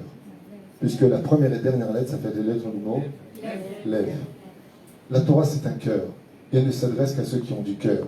Le cœur de l'humilité. Qu'est-ce qu'il y a? Non, on revient sur 32. On revient sur le 32. Vous voulez le jouer au casino ou quoi? Non, on est bonne, c'est cool. Le cœur a ses faiblesses. On va essayer maintenant de comprendre Ma'atov ve Ma'arav Alev. Le problème qu'on a, je vous dis franchement, j'en ai parlé une fois dans un shiur, mais quand tu as dit « je pense, donc je suis », c'est intéressant. À Torah, on ne dit pas comme ça. On ne dit pas « je pense, donc je suis ». C'est une belle philosophie, on peut en discuter si vous voulez à l'occasion, sans rien à faire. Mais dans la Torah, c'est le contraire. Dans la Torah, quand on étudie la philosophie de la Torah, car la Torah a un côté très philosophique en lui, c'est « je pense, donc qui suis-je ». Je pense, donc je suis, c'est anti-Torah. Pourquoi? Parce que la Mishnah nous dit ouvertement Al tié base les chol d'aba. La Torah nous apprend que les objets pensent. Tu bases ta veste, tu la jettes, elle te basera quand tu la mettras sur toi, elle t'ira. Donc, les chabed kol d'aba. Pourquoi? Parce que le Harizal explique dans sa Migdama de Shara Gilgulim, il dit que tout ce qui porte un nom dans ce monde possède automatiquement un nefesh. Sinon, il ne peut pas dire. La coagulation des molécules qui forment la matière est maintenue par un nefesh intérieur. C'est le Harizal. Velachen, Benkar ou Benkar. Étant donné que tout ce qui existe et qui a un nefesh à l'intérieur de lui, a automatiquement une pensée intérieure. En d'autres termes, prenons un exemple de la Gemara. Quand un couple partira de ce monde, qui viendra témoigner de ce qu'ils ont été réellement dans leur vie? La Gemara nous dit Kotle Beto. C'est bizarre, on s'attendait à Shtaidim ou Shadim Akoudavar. La Gemara nous dit pas du tout. Les témoins qui viendront témoigner de qui était un homme et une femme chez lui à la maison, ce sont les murs de sa maison. De là, les goïs l'ont compris, ils ont même fait un proverbe. Fais attention, les murs. On est surpris du côté féminin. Les murs ont des oreilles. D'accord? Tout à fait. La matérialité possède en elle un degré de nefesh. Assolanu liot mais basé, on n'a pas le droit de baser cela. Maintenant, vous allez comprendre de quoi est-ce que l'on veut parler quand on parle de tout ça. Le problème qu'on a, c'est que je pense, donc je suis. Il n'y a pas de je pense dans la vie. Un cerveau ne pense pas. Dans le cas où il y a des gens qui sont encore en retard, le cerveau, c'est un interrupteur. J'allume, j'éteins la lumière, c'est tout. Un interrupteur ne donne pas d'électricité, il ne donne pas de lumière. Il fait passer le va et le vient. De la même façon, c'est le cerveau. Le cerveau, c'est rien d'autre qu'un interrupteur. Tu tapes dessus, le mec, il ne pense plus. Tu le réavives, il repense. C'est clair jusque-là? Vous avez déjà disséqué un cerveau? Ouais, bah imaginez que ça pense. Pour moi, c'est stupide pour s'imaginer qu'un cerveau, ça pense. C'est juste de la graisse, des fibres, des veines, de l'eau. Il y a quoi? Les neurones. Vous avez déjà vu une neurone dans un... Alors tu penses? Qu'est-ce qu'il pense? Le cœur. Les pensées du cœur, comme c'est marqué dans le 7e Télim, 10e verset, Hachem bohen lev haklayot. Dieu, il sonde le cœur et les reins de l'homme. Mazéomer. C'est-à-dire que quand on pense, ça vient automatiquement du cœur. Le problème qu'on a, c'est qu'on ne sait pas quel cœur pense. Est-ce que je pense avec mon Yetzera Tov ou est-ce que je pense avec mon Yetzera Ra? Shelak Dola Meod. C'est une très grande question. C'est pas je pense donc je suis. C'est je pense, c'est que j'ai un cœur, automatiquement. Mais qui pense quand je pense? Est-ce que c'est mon bien qui est en moi ou est-ce que c'est mon mal qui est en moi? J'ai deux façons de le savoir. Je vous donne un patent très intéressant de la deuxième Mishnah, du 4e chapitre de Maseret Avot, qui dit comme ça, au nom de Benzoma, mitzvah goreret mitzvah, va'avera goreret avera. Comment je peux savoir si ma pensée était bonne? C'est très simple. Quand tu fais une action, vois ce qui naît de cette action tout de suite derrière. Si ce qui naît de cette action-là, c'est une dispute et une querelle, c'est que la mitzvah que tu as fait, tu l'as fait avec ton Yitzhara. C'est mitzvah goreret mitzvah. Avera goreret avera. Ce qui est tout de suite derrière ton action vient t'apprendre si ce que tu as fait venait du bien ou du mal. Mais c'est un peu compliqué. Le mec, il est analytique. Attends 2 secondes là, je vais m'énerver, je ne veux pas m'énerver parce que ça veut dire que je suis avant. Je m'énerve maintenant, ça avance, c'était pas. Rasra, je pense plus. Rasra, mais mec. Asbon irait. Est-ce que moi, ce que je vais faire, si je pense, est-ce que c'est positif ou négatif. Tchouba et Pshuta. Si tu étudies le Shulchan Aruch et le Moussar, automatiquement tu sauras si ce que tu es, si ce que tu dis, si ce que tu penses, c'est le bien ou pas. Je vous raconte une histoire qui s'est passée. Dans mon travail de consulting, un homme d'affaires vient me voir à l'époque et il me dit voilà, je voudrais votre approbation, je veux me séparer de mon associé.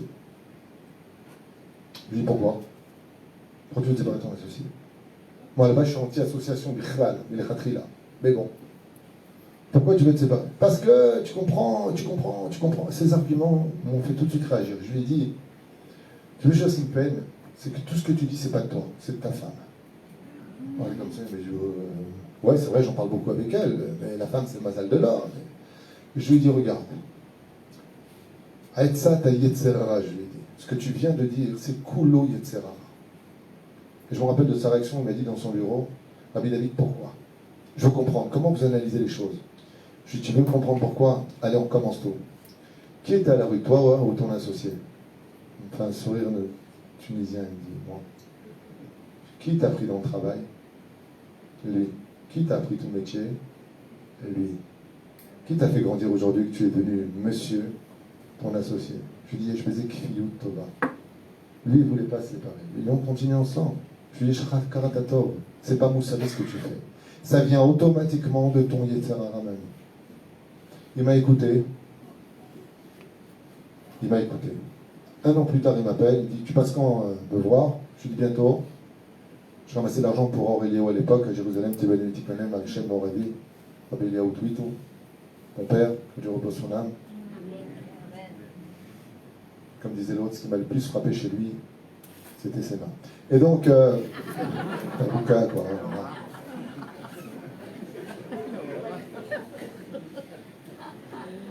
Un an plus tard, il m'appelle, il me dit, je t'ai préparé un chèque pour ton collègue. Et je vois un gros chèque. Et vous n'allez pas me croire, il me dit, il faut que je te dise une chose, j'ai augmenté mon chiffre d'affaires cette année d'1 million d'euros. Je lui dis, Baruch Hashem, maintenant tu peux te séparer. Je vous promets, je ne vous mens pas. Je lui dis, maintenant, tu peux te séparer. Il dit, c'est de folie ce qui s'est passé depuis que je suis resté associé cette année, 1 million d'euros en plus de chiffre d'affaires. Je lui dis, tu m'as dit que tu voulais te séparer, maintenant tu peux te séparer. Il me dit, qu'est-ce que je fais si je me sépare? Je lui fais taïa. Il a fait ça. Quelqu'un qui vient te voir et qui te dit, je vais réfléchir. Est-ce qu'il n'y a pas de mensonge dans ce que tu dis? Est-ce qu'il n'y a pas un peu d'arnaque dans ce que tu dis? Est-ce qu'il n'y a pas de l'ingratitude vis-à-vis de ton patron?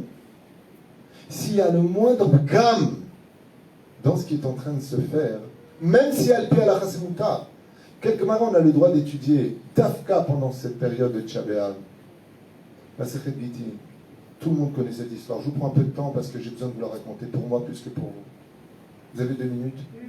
Non mais c'est une blague, 2 minutes, ça fait partie de mon... La Gemara nous raconte quelque chose de Nora Bayom. Nora Bayom. Chaque fois qu'on étudie cette histoire, on a envie de pleurer de vomir. Vous connaissez tous cette histoire de ce Rav qui avait un élève qui était menuisier. Ouais. Le Rav s'est pris la tête avec sa femme, et la femme qu'il avait était très belle. Betty Boop comme ça avec les... Voilà. Lui, qu'est-ce qu'il a fait? Il a commencé, comme le dit la Gemara à propos de Abaye, de Ken. Qu'est-ce qu'il a fait? Il lui a dit, comme ça, comme ça, elle te parle ta femme, elle te manque de respect. C'est pas digne d'un Rav comme toi. Tu devrais la répudier. Elle ne mérite pas d'être mariée avec un homme comme toi. Ben, en tant qu'élève qui voit son Rav se faire humilier par sa femme qui lui parle mal, est-ce qu'il a dit c'est bien ou pas bien? Il a dit c'est bien. C'est bien. C'est moral. Ouais. Bon élève. Maintenant, leur avait dit le problème, c'est que je veux bien la répudier, mais la somme de la Ktouba, j'ai pas l'argent. Qu'est-ce qu'il lui dit, lui, je t'en supplie? Qu'est-ce qu'il lui dit? C'est pas un problème. Combien tu lui dois? Il lui a dit 10 pièces d'argent. 10 pièces d'argent? Ça peut être 15, hein, je m'en rappelle plus. Ça fait très longtemps que j'ai fait cette erreur. Il lui dit, ben, je les prête. Il lui prête les 10 pièces d'argent. Lui, maintenant, le Rav, il vient. Ah! Nancy, Magara, prends ton guette. Allah, tu dois me payer la somme de la Ktouba. Elle est prête, regarde, vache ta mère. Et il divorce. Le petit sadique, vous savez, l'élève du Rav, Ouais, vous savez ce qu'il a fait? Non, c'est un tzaddik, vous n'allez pas me croire. Il a attendu les 3 mois qu'exige la halakha. Une femme qui divorce avant 3 mois, on rencontre personne. Tzaddik et sod olam. Après 3 mois, il est parti la voir, il lui a dit, alors poupée, ça y est, t'es libre. Allez, t'es né à quel âge? T'habites loin de chez toi? Allez, viens, on se marie, va. Les clins d'œil, il s'était déjà fait avant quand elle était mariée. Et il s'est marié avec elle. Quand il s'est marié avec elle, le rave, il a eu les boules. Vas-y, il a eu les boules. Il a divorcé sur le conseil de son élève parce qu'il manquait de respect. Maintenant, vous n'allez pas me croire. Cet élève-là, vous savez ce qu'il fait? Vous n'allez pas me croire. Il vient voir son rave et il lui rapporte le verset du roi David. Alové benom eshalem nikra racha. Celui qui s'emprunte de l'argent ne le rend pas, c'est un rachat. Il vient voir son rave, il dit Vodara, Moreno Ara, Shulchan Aruch, Makara. Zman Piraon Igia. Maintenant, il faut rendre l'argent, les 10 pièces d'argent. Et qu'est-ce qu'il lui a dit? Il lui a dit, mais je ne les ai pas. Il lui a dit, c'est pas grave. Qu'est-ce que nous dit la Torah? Regardez comme il est fort. Qu'est-ce que nous dit la Torah? Takshivu Tov, Mazé, Levra Amiti. Au nom de la Torah, quand tu ne peux pas rembourser, tu dois te vendre comme serviteur chez celui à qui tu donnes l'argent. Donc il lui a dit, attends, je n'ai pas fini. La Gemara, elle nous dit, écoutez bien. La Gemara, elle dit que ce Rav était tellement tzaddik qu'il a dit à son élève, à Tatzodek, il lui dit, écoute, combien va me coûter un esclave pour un mois de service à la maison, serre-moi, masse-moi les pieds, la totale? Combien ça me coûtait? Une demi-pièce d'argent, on va dire ça comme ça. Donc pendant 20 mois, tu dois me servir. Et tu quittes ta dette. Le Rav ne peut pas refuser. Lama, il faut rembourser sa dette. Et le premier soir où il rentre là-bas, il s'assoit avec sa nouvelle épouse, la femme du Rav, que le Rav aimait. Et il lui fait comme ça l'élève. Et là, il y a le temps du Rav et il y a le temps du travail. Le travail, il ne faut pas tout mélanger. Du vin, s'il vous plaît. Le Rav, il prend une cruche, écoutez bien, il remplit le vin. Et au moment où il verse le vin dans la coupe de son élève pouilleux, il est tellement mal de l'intérieur que ses larmes sortent de ses yeux et tombent dans les 2 gouttes de vin. La Gemara nous apprend à ce moment-là Nikzardin Bashamaim al-Hurban Bet Hamikdash. Au même moment, Dieu a envoyé les anges de destruction détruire et exterminer une partie du peuple d'Israël qui sera mis en captivité, Hashem Yishmor Virachem, tout ce qui va se passer, les enfants morts, à cause de ces 2 larmes qui sont tombées. Mais quand on revient sur cette Gemara, vous savez pourquoi il faut la lire à Tchabéa, cette Gemara? Parce qu'il n'y a pas une seule faute ilchatique. Il n'a pas vu avant les 3 mois. Il lui a dit, elle te manque de respect, Zélo, digne de la Torah. Il n'a rien dit de mal. On a vu ça dans d'autres exemples dans le Talmud. Ok? Il lui a vraiment prêté de l'argent parce que c'est une mitzvah de payer le sroum de la Ketouba, malgré Kessel, c'est un tzaddik. Il n'a pas fréquenté avant les 3 mois. Hein. Il a attendu les 3 mois comme il le fallait. Mais il a juste oublié un détail. Au niveau de l'intellect, il a alpi à la Chametsuyan. Au niveau du cœur, il y aurait Gehinam. Pourquoi? Parce qu'une Torah qui n'a pas de cœur, c'est une Torah de Gehinam. Assour, l'ami. Assour. Mais je n'ai pas fait alpi à la je n'ai pas fait de bêtises. Après, Rabbi Meir Abu Hatzera m'a raconté, on était en train de marcher ensemble, que un soir, Motzei Shabbat, il est invité chez un autre Rav, Baruch Hashem. Et la maîtresse de maison, quand elle a vu Rabbi Meir, était tellement émue qu'elle lui a servi tout de suite des gâteaux devant tout le monde, elle lui a tendu le plateau de gâteaux. Et Rabbi Meir, il a pris un gâteau, il a dit Baruch Ata Hashem Elokeinu melech haolam boré miné mezonot. Il a mangé. Maintenant, le Baal Habayit, le mari, qui était Rav, comme ça, il lui a dit Aval Rav, asur lechol ifnei Havdalah. Comment vous avez pu prendre le gâteau et manger avant l'Havdalah? Rabbi Meir, il lui a répondu ce qu'il m'a raconté. Il lui a dit manger avant l'Havdalah, c'est sur des rabbanan. Mais humilier une femme en public qui donne de tout son cœur, c'est sur le roi. Il lui a répondu ce que je lui ai dit. Je lui ai dit, Rabbi Meir, avec qui je suis très ami, je lui ai dit, je serai Torah Traim. Pourquoi j'appelais mon site Torah Traim? C'est une Torah qui doit diffuser une Torah de cœur, une Torah d'amour, mais pas une Torah de curé, pas une Torah de t'as raison, toi aussi t'as raison, et l'autre il a raison, et tout le monde a raison. Non, non, t'as tort, t'es pas content, la bouche ouverte, les pieds en éventail, tu crèves. Ah, pas de problème. La Torah n'est pas là pour te plaire, c'est à toi de t'accorder à la Torah. Et la reine, on doit faire attention. de ne pas laisser toutes ces ondes, toutes ces influences, toutes ces perceptions, toutes ces émotions de la vie pénétrer notre cœur. Aaron a été capable de changer l'Avodah Zara en une fête qu'on appelle Yom Kippourim. C'est un koach hamiti shel halev. Le cœur, il est capable de tout renverser. Celui qui a un cœur, dans son cœur, la Gemara nous dit Ayotse min halev, nichnas lalev. Le problème, c'est que nous, on ne sait pas avec quoi on parle. On parle avec nos nerfs, on parle avec nos malédictions, on parle avec nos amalgames, plein d'amalgames. J'en ai marre du travail, je me suis pris la tête avec mon copain, ma copine, mon bidule, mon chaton. On arrive à la maison, un plateau d'amalgame. Et on envoie tout le monde balader. Puis on nous dit en même temps, espérons que tu crèves, on a jamais dû se marier ensemble. Qu'est-ce qui s'est passé maintenant? Et faut y gagne. De toute façon, j'en ai marre de toute ma vie, t'en fais partie. Vous savez comment ça s'appelle ça? C'est quand le cœur s'emballe. Quand la personne n'a plus de cœur. C'est pas que son cœur est parti, c'est qu'on en a marre de la vie. On juge Dieu, on juge les uns, on juge les autres. Parce que notre cœur est venu avec des données qu'il ne faut pas développer. Il faut les tenir en laisse. Il est venu avec de la jalousie. Il est envieux. Il est inquiet. Il est exigeant. Il a besoin de beaucoup travailler. Papa. Il a besoin de muscles. Il a besoin d'attention. Et si on ne lui donne pas tout ça et qu'on ne trouve pas les bonnes mesures, comme par exemple Kenat Sofri, qu'est-ce que tu en as à faire que lui part en vacances cette année? Oui, mais moi, ça fait 4 ans.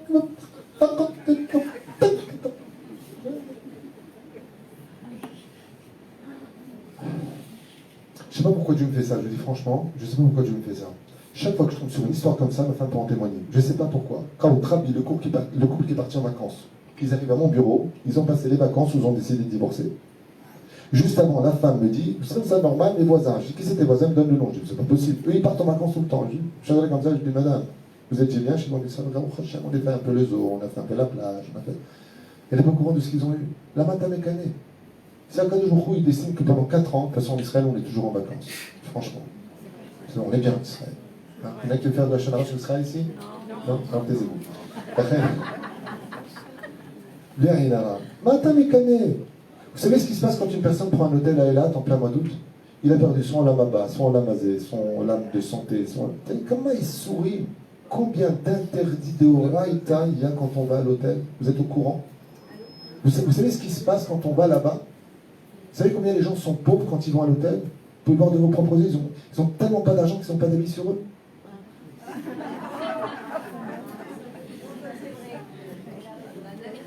T'es jaloux de quoi? La Gemara dans Masechet Brachot Samech Aleph Amud Aleph nous dit, celui qui descend au Nahar pour une femme qui lave son linge, un enfant qui en a bas, Vafiou Shel Botora, qui Moshe Rabbeinu, Vechesed Kavram Avinu, Lo Inakem Etin Gehinam. C'est le Shana Gemara. La Gemara nous dit, tu sais la gravité de ce que c'est dans une piscine mélangée? En lo halek la olam haba, et il ne pourra pas se débarrasser du Gehinam pour payer cette dette. Waouh! De quoi t'es jaloux? De qui t'es jaloux? Prends un Zimmer en famille avec ta femme, Bezrat Hashem, mets de côté. C'est dur à entendre, hein. Je suis désolé. Ceux qui avaient pris les vacances à l'hôtel, ils sont un peu mal. Pas du tout. Achetez l'hôtel. Aval d'aille avec cette hypocrisie. C'est pas parce qu'on met de la tzedaka, qu'on fait les Shomer Shabbat qu'on doit évoluer dans la vie. Notre cœur, il nous dit comment devenir mauvais en étant meilleur. Un jour, quelqu'un, un de mes élèves, m'a dit, Rav Twit, je vais étudier toutes les nuits. Je lui ai dit non, je vais pourquoi? Parce que demain matin, tu vas venir à la prière. Tu construis une mitzvah sur le dos d'une avéra. Il y a des femmes, elles veulent leur tranquillité. Elles veulent leur kissouille, elles deviennent grand-mère avant l'heure. Pourquoi? Parce qu'elles ont envie de dire quelque chose. Madame, tu te sers de ce tissu sur ta tête, ou c'est pour la Torah que tu le fais? Faites très attention à tout cela. Comme j'ai dit tout à l'heure, Beth Knesset, tout à l'heure, j'étais en train de voir une bracha dans cette synagogue. J'ai vu mon neveu Jordan aller voir le Rav, le Maradéatra, et lui dire, Rav, on fait comme ça, c'est bracha. Quand est-ce qu'il y a une klala dans une synagogue? Quand les gabaïm sont les rabbinim. Quand les responsables, au niveau de chacun son boulot, se mêlent du travail de l'autre. Ça, c'est une klala. La bracha, c'est quand ma main est à sa place et ma tête est à la sienne. Mais si je mettais ma main à la place de ma tête, j'aurais une grosse tête. Zelo yitzeli. Et c'est pour ça que notre cœur doit être toujours à notre place. Comme les tuniques que nous mettons ici. À la fin, je dois vous raconter une petite histoire d'un garçon qui a grandi son cœur. Une histoire très connue, on la raconte souvent dans les chivotes. J'adore ma femme, elle me fait kiffer, elle me regarde, merde, pardon, le temps, 1 heure pour arriver à la maison. Tu peux à telle heure. Aïe, aïe, aïe, si t'étais pas folle de moi, je t'aurais pas épousé.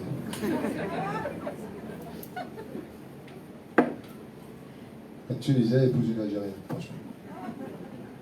Je vais raconter ce qui s'est passé quand je l'ai épousée. Je me suis promis, je lui ai dit, enfin, elle dit, ce que tu manges, je mange. J'ai tenu un jour.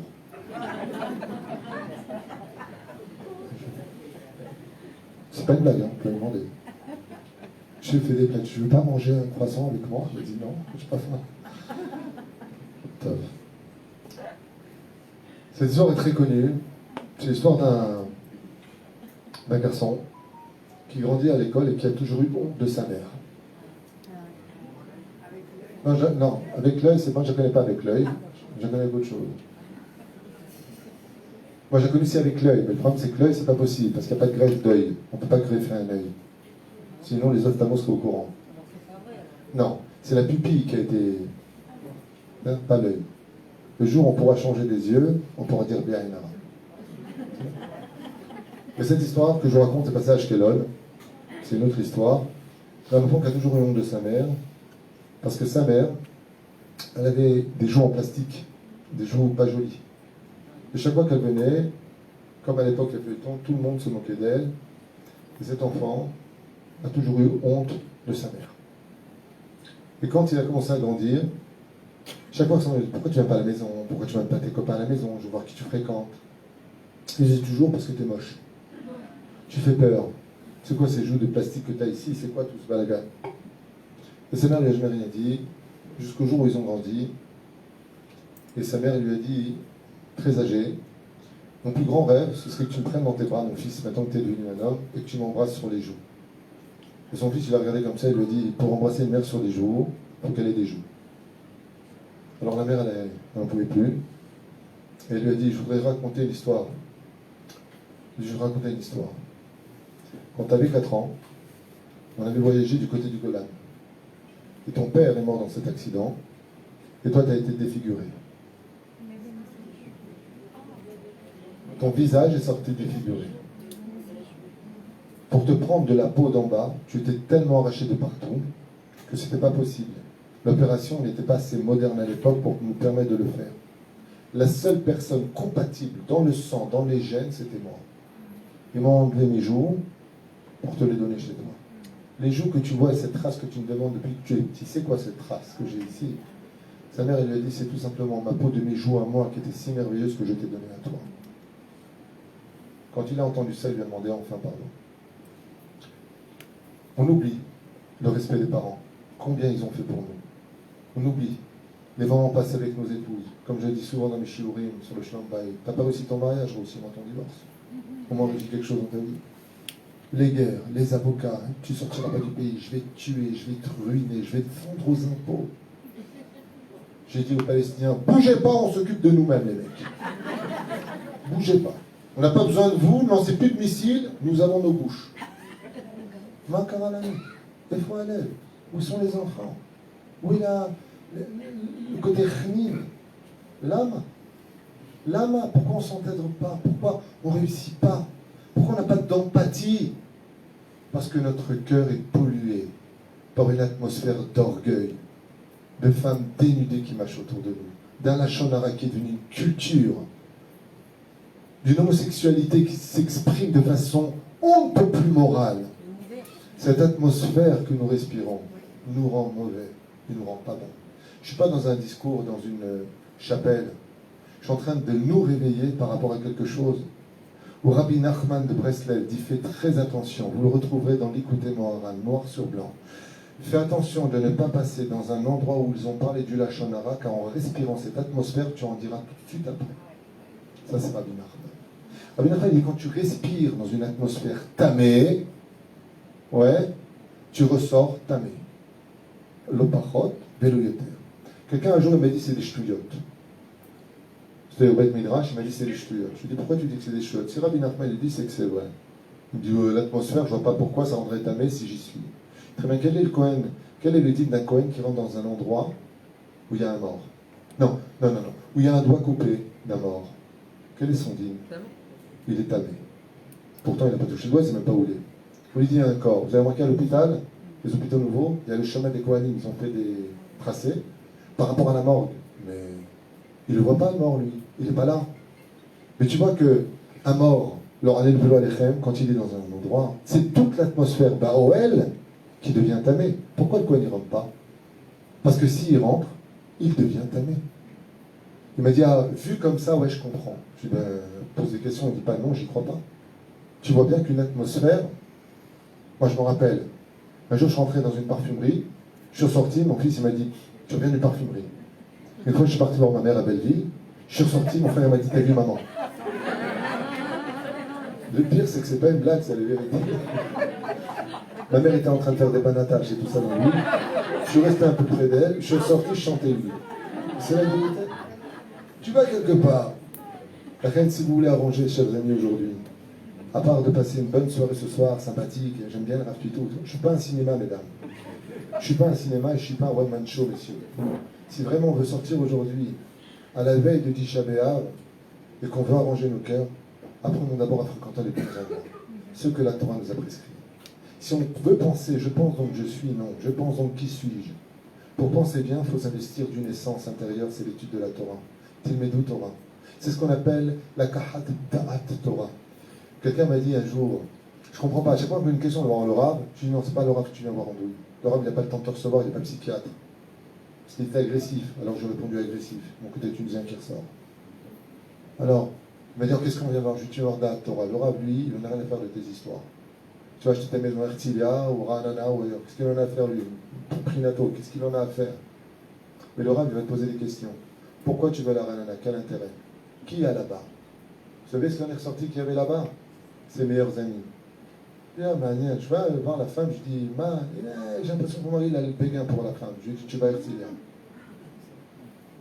Le Rav, c'est pas son opinion personnelle qui l'amène, c'est pas un gourou, c'est pas une boule de cristal.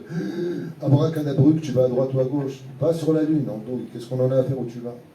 Le Rav va te poser des questions. Tu as un Talmud Torah, tu sais où inscrire ton fils, il y a une Beth Knesset dans ta rue. Ton Rav il est là pour t'acheter ton lamaba. Est-ce que l'endroit où tu vas, c'est bon pour toi ou pas bon pour toi? Zema Shemanyan Oto. Là-t-il Od Nefesh Ahad Israël. Il vient pas, il en a rien à faire de l'un et de l'autre. Cet après-midi, sans vous mentir, cet après-midi, une fille m'écrit, elle me dit, j'ai fait comme mon fils, 3 Shidduchim, on a fixé la date, Baruch Hashem. Une femme m'appelle de Tibériade, elle me dit, j'ai fait 3 Shidduchim, il me demande, maman, je fais quoi? Je lui dis, tu fais quoi? Tu le coupes, tu lui donnes. Je dis, pas compris, tu fais quoi? Ma chérie là. Elle me dit, ouais, il est très bizarre le mec. Il me regarde comme ça, il me dit, je vais t'épouser. Moi, ça m'inquiète. Franchement, ça m'inquiète. Apprends à le connaître. Elle me dit, ah, c'est une bonne réflexion. C'est pas une garantie, parce qu'on apprend à reconnaître l'autre qu'après le mariage. Mais au moins, que ça t'est... Non, mais ils se sont vus 5 minutes en plus, amis. Je veux bien. Aval, au départ. Vous avez le mérite d'avoir ici des rabbinim.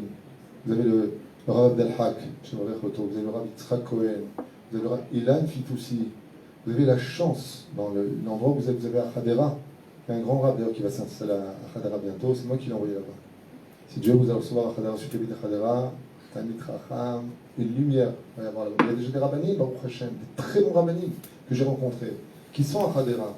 Vous avez le mérite d'avoir des rabbinim, les chou lehem, allez les voir, posez-leur la question. Vous avez des conflits, au lieu de vous énerver, posez la question, est-ce que Bémet c'est Nachon, est-ce que Bémet c'est Lonachon? Vous savez combien ma femme peut en témoigner dans mon bureau, à Ashdod, comment ils rentrent les gens avec les larmes, comment ils ressortent? Le sourire. Et là, on va me dire, comment tu fais? Je leur dis, je leur montre la réalité. Alors, du tout, on va divorcer. Ils rentrent dans le bureau. Je lui dis, bah alors, elle est divorcée, si en face, vous revenez chez moi. Non, mais, on n'en peut plus, on a un problème de schnombait. Alors, c'est quoi le problème? Ma belle-mère. Je lui dis, alors, excusez-moi, s'il y a un problème avec la belle-mère, c'est pas un problème de schnombait. Oui, c'est pas ce qu'on voulait dire. D'un coup, l'histoire est devenue toute petite. On a réglé le problème par téléphone avec la belle-mère en 2 secondes. Ils sont repartis, bras dessus, bras dessous, l'oyouman qui est sous par. Alors que le mot, c'est les larmes. Lama! Parce que votre cœur, il est pourri. Parce qu'il est mis de balbel. Parce qu'il est rempli de haine et d'anxiété, d'amalgame. Et d'où ça vient tout ça? De tous ces feuilletons qu'on regarde. de tout ce les rêves dans lesquels nous emmène tout ce que l'on regarde autour de nous. Dans tout ce brouillage de la vie, au lieu d'être Baruch Hashem, les pieds sur terre et la tête dans le ciel, sous l'âme, ou Arza, le Roshom Maïma, qu'est-ce qu'on fait? On se remplit de toute façon. Surtout pour le Sfaradi. Qu'est-ce qu'on aime ce mot de toute façon? Bah, de toute façon, j'en ai parlé de toute façon. De toute façon de quoi? Kol Beseder, remets les choses là où elles doivent être. Est-ce qu'il y a une personne qui est plus clocharde aujourd'hui qu'un Kadosh Baruch Hu? Vous êtes au courant que ça fait 2000 ans que Dieu est SDF? Vous êtes au courant de ça? Vous avez déjà réalisé, une fois que vous rentrez chez vous, vous entendez Allah Akbar? Comment vous allez réagir? Vous vous rendez compte que Koucha Berichou, il est SDF depuis 2000 ans. Une fois, un étivot arabe, je suis en train de marcher, je vois sur le banc une femme qui a peut-être 90 ans, et elle pleure, et elle pleure, et elle pleure, elle fait les télim, et elle pleure. Là, je regarde dans mes poches, je dis, c'est pas un billet, il faut la sauver, la dame, je ne sais pas quoi faire. Alors je vais m'asseoir près d'elle, je lui dis, ça va? Elle me dit, non, pas du tout, et elle pleure. Mais elle est télim. À chacun, je peux faire pour elle.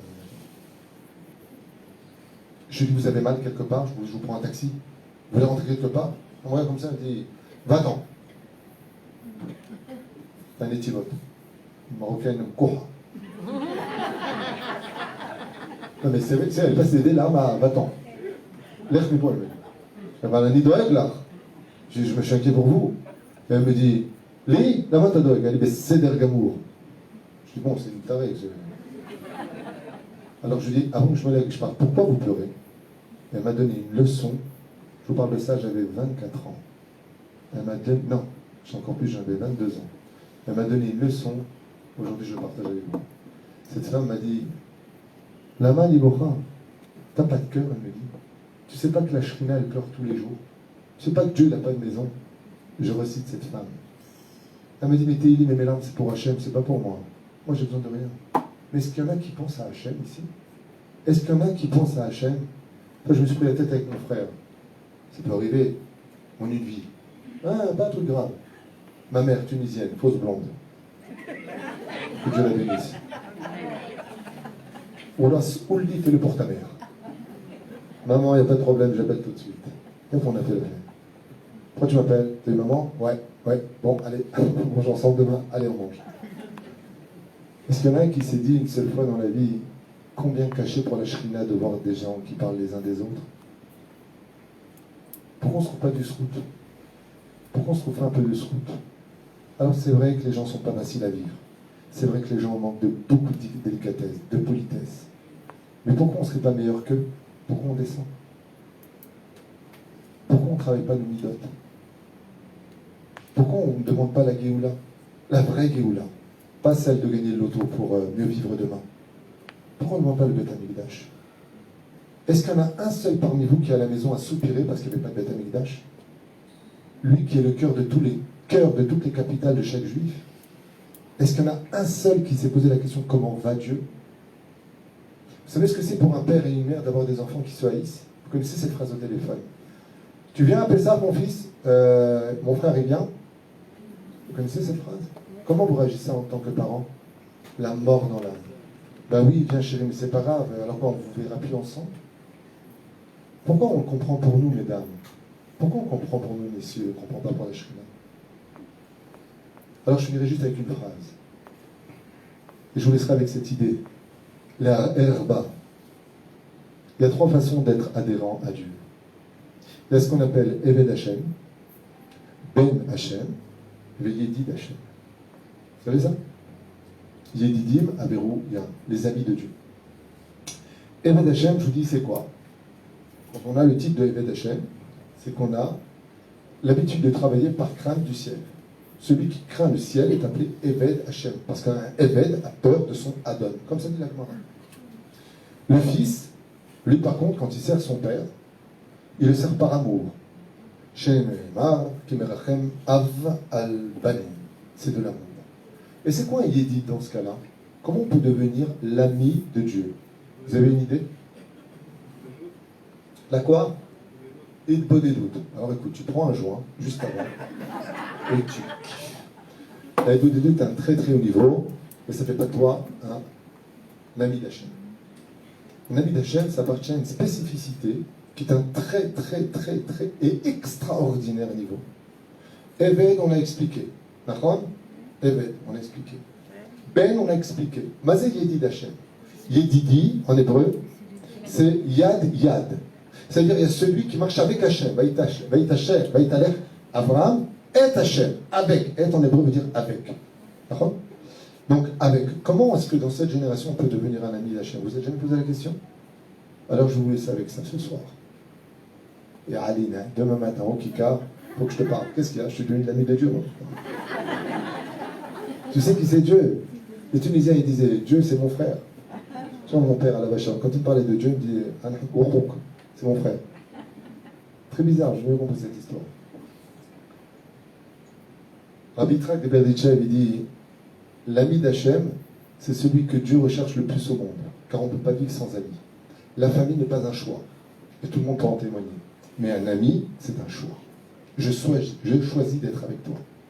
Qui est celui qui est notre ami dans notre vie de tous les jours? Celui qui nous juge. Il nous juge toujours les casse-routes. Vous avez remarqué? Quand on est ami avec quelqu'un, je ne parle pas d'un copain. Remettez les choses, je parle d'un ami. Chaber Mishon Chibour. Ouais. Un ami, c'est celui que quand tu ne viens pas, il ne va pas te critiquer en disant, tu te rends compte, celui-là, mon meilleur ami, il ne vient pas. Je suis inquiet, mon ami n'est pas là, il a peut-être besoin de moi. Il voit toujours l'autre côté. Je suis là pour toi. Un ami, la Chassidoute a dit autre chose. Elle dit un ami, c'est quand est-ce que tu le vois quand tu as des problèmes d'argent. Dans la vie, tu as plein de copains. Dès que tu as besoin d'argent, ouais, mais tu comprends. Un ami, moi j'ai un ami. Un jour, je n'avais pas de quoi payer le collègue, que je salue de tout mon cœur, David Samuel Ayakar. Il était à New York, je lui ai dit, écoute, demain c'est la paye du collègue, non, dans une semaine c'est la paye du collègue, il me faut de l'argent, débrouille-toi. Il m'a dit, je t'envoie demain. Je pensais qu'il avait gagné beaucoup d'argent. J'apprends 3 semaines plus tard, par sa femme, qu'il a pris un prêt à la banque.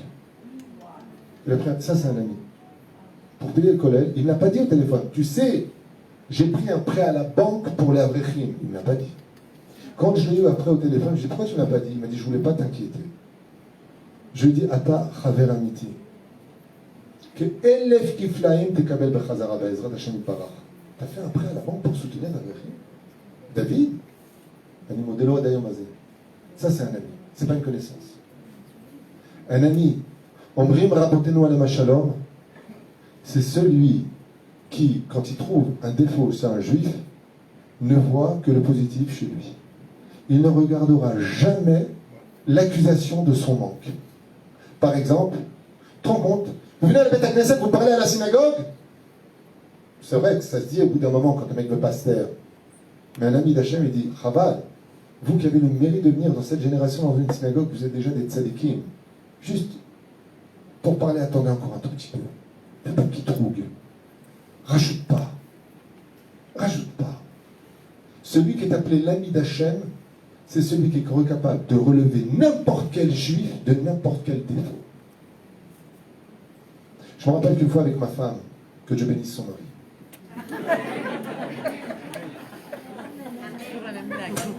Ouais, mais elle marche.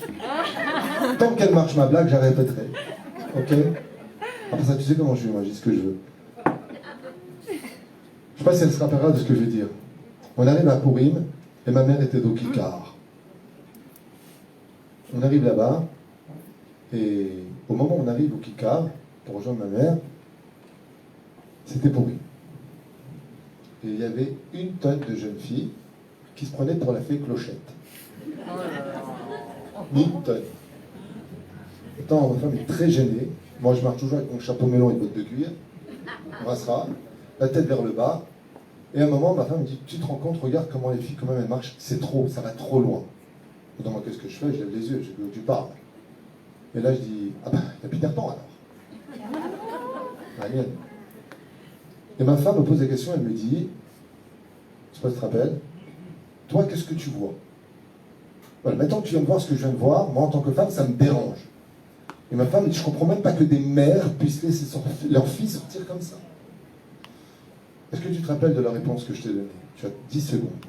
Tu te rappelles pas? Tu te rappelles? Qu'est-ce que je t'ai dit? Je ne vois pas des filles dénudées, je vois une nation qui est revenue sur sa terre. Viens, on continue. Voilà exactement ce que je lui ai dit. Je ne vois pas des filles dénudées, je vois une nation qui revient sur sa terre. Maladroite, mais elle est revenue sur sa terre. C'est une nation. C'est une nation qui ressort des fonds crématoires. C'est une nation à qui, depuis le Kamamdina, on leur a inséré dans toutes les écoles que d'être religieux, c'est un parasite. Ce sont des gens qui ne connaissent pas tout ça. Donc tu veux savoir ce que je vois? Je vois une nation qui est revenue sur sa terre. Cette réponse que j'ai donnée a fait de moi, pour ce moment précisément, et de moi, je me lâche. Je ne suis pas parfait. Qu'est-ce que tu vois?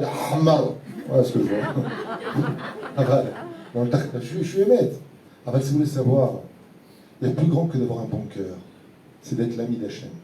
Et le seul ami que Dieu recherche sur terre, c'est la Kala qui va, malgré tous les défauts de la belle-mère, malgré la chutzpah de la belle-fille, malgré le voisin, malgré les problèmes de travail, malgré le mec qui te prend ta Hanaya et qui te la... Je vais raconter ce qui s'est passé avec la Hanaya. Je vais raconter. Ma femme me dit, il y en a marre, il y a une voiture, elle m'a pris ma Hanaya, j'en peux plus. Donc moi je descends, Rambo est arrivé. Je réfléchis dans ma tête en tant que Tunisien, qu'est-ce que je lui casse En plus, on a mis le truc là, qui se lève. Et c'est marqué en plus, on a marqué comme ça, dans le cas où tu es aveugle, on l'a mis en gros, tu vois. La place est prise, c'est la place à ma femme. Je vais là-bas et je lui dis, écoute, je vais voir la voiture. Et on a le minag en Israël. Quand tu vois une voiture, pour lui dire que c'est pas sa place, tu lèves les chérim. Comment on dit les chérim? D'accord. Au moment où je viens pour lever les essuie-glaces, je vois un mot. Il y avait marqué Mehila uslicha bekapara, chazarti alayla meuchar meod, lo hayta li chanaya, ine hanayat sheli miyad ered. Il y avait marqué désolé, j'ai pas trouvé de place, je me suis garé ici, mais ne vous inquiétez pas, si je dérange, si vous revenez, appelez-moi ce numéro, je descendrai tout de suite. Je prends mon portable, j'appelle. Shalom, vous êtes monsieur Lachanaya? Je dis oui. Je suis désolé, je suis infirmier, je travaille à Souka. Quelqu'un m'a pris ma place, je suis arrivé à 2h du matin, j'ai pas trouvé de place, j'ai pris la vôtre. Mais je descends tout de suite, je m'en excuse fortement, dites-moi si je vous dois quelque chose. J'ai dit non mais t'imagines, j'aurais rayé la voiture. T'imagines, je casse un truc. Je crève un pneu. Mon père me disait quand j'étais petit, arrête ou je te bois l'œil. Je crève un pneu. Je vais t'apprendre à pas... Et quand tu vas aller là, il y a faim. D'apprendre à juger les casse-routes. D'apprendre à se reprendre en arrière. Et c'est pareil, cette semaine, je vais sur ma Hanaya, je vois une voiture. J'ai dit, mais qui c'est encore qui s'est garé? C'était mon fils Ephraim. Imagine, je viens et je lui casse les... chemins. Quand je réalise, je dis, mais pourquoi tu t'es pas garé là-bas? Il m'a dit, les pigeons sont venus, ils font Hesed, ils font un petit peu. Va te laver, va laver la voiture, va laver la voiture. Il m'a pris ma place. J'ai pas reconnu sa voiture. Mais qu'est-ce que j'ai fait? Je dis, bon, c'est pas grave. Si je trouve une place, c'est obligé. J'ai trouvé une place pas très loin. Je dis, comment on peut prendre, je sais pas, derrière Rehes Kadma la Torah. D'accord? Mais je me suis calmé tout de suite. Et si c'était ton frère, qu'est-ce que t'aurais dit? Rien. J'arrive en haut, c'était mon fils. Rak les Kafsrout, Ksat Kadima, Ksat Saad, c'est tout ce qui nous manque. On parle souvent de la haine des gauchistes. On parle souvent de la haine des Palestiniens. On parle de la haine de l'ONU. Mais est-ce qu'on s'est regardé, nous, dans un miroir? Excusez-moi, je vous parle franchement. Avec vos qui souillent, avec vos qui potent sur la tête, est-ce qu'on s'est vu dans un miroir? À émettre, est-ce qu'on est aussi bon que ça? Est-ce qu'on se juge les casse-routes entre religieux? Est-ce qu'on se juge bien entre nous? Attention, tu dis un truc qui va déranger un Breslev, un Lubavitch, un Rav Kook ou un Rav Ovadia. Attention, c'est une guerre qui explosera dans les réseaux sociaux. C'est un malheur de ne pas être d'accord, d'apporter un autre avis. Mon Dieu, ce que tu vas recevoir sur la tête. Je n'ai pas le droit de penser différemment de toi. Est-ce que nous, on est si parfaits? Comme je l'ai dit hier soir dans mon chiot, qui dure 40 minutes, que je conseille à tout le monde de regarder. Je pense qu'aujourd'hui, les représentants dits de la Torah ont intérêt à faire une très grande teshuva pour qu'on ait Bezrat Hashem, un meilleur exemple à donner à ceux qui ne nous ressemblent toujours pas. Je n'ai ce qu'elle Yeshuot, Benechamot. Je vais en même temps en profiter pour vous filmer. Même si ma femme le fait, moi je fais ce que je veux. Et en même temps, en profiter pour...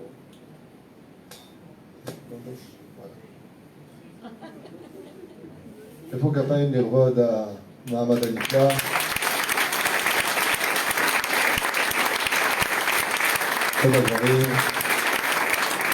בעזרת השם, une grande עלייה כסופה, תודה רבה רבי כל חג, תודה נתניה היום.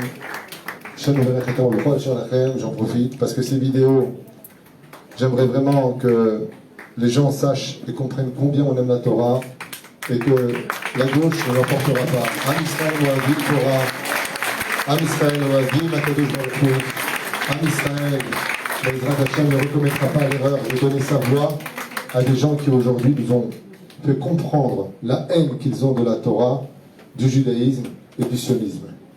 Yechia Israël Echaim Tovim, Shalom, Amen, Amen.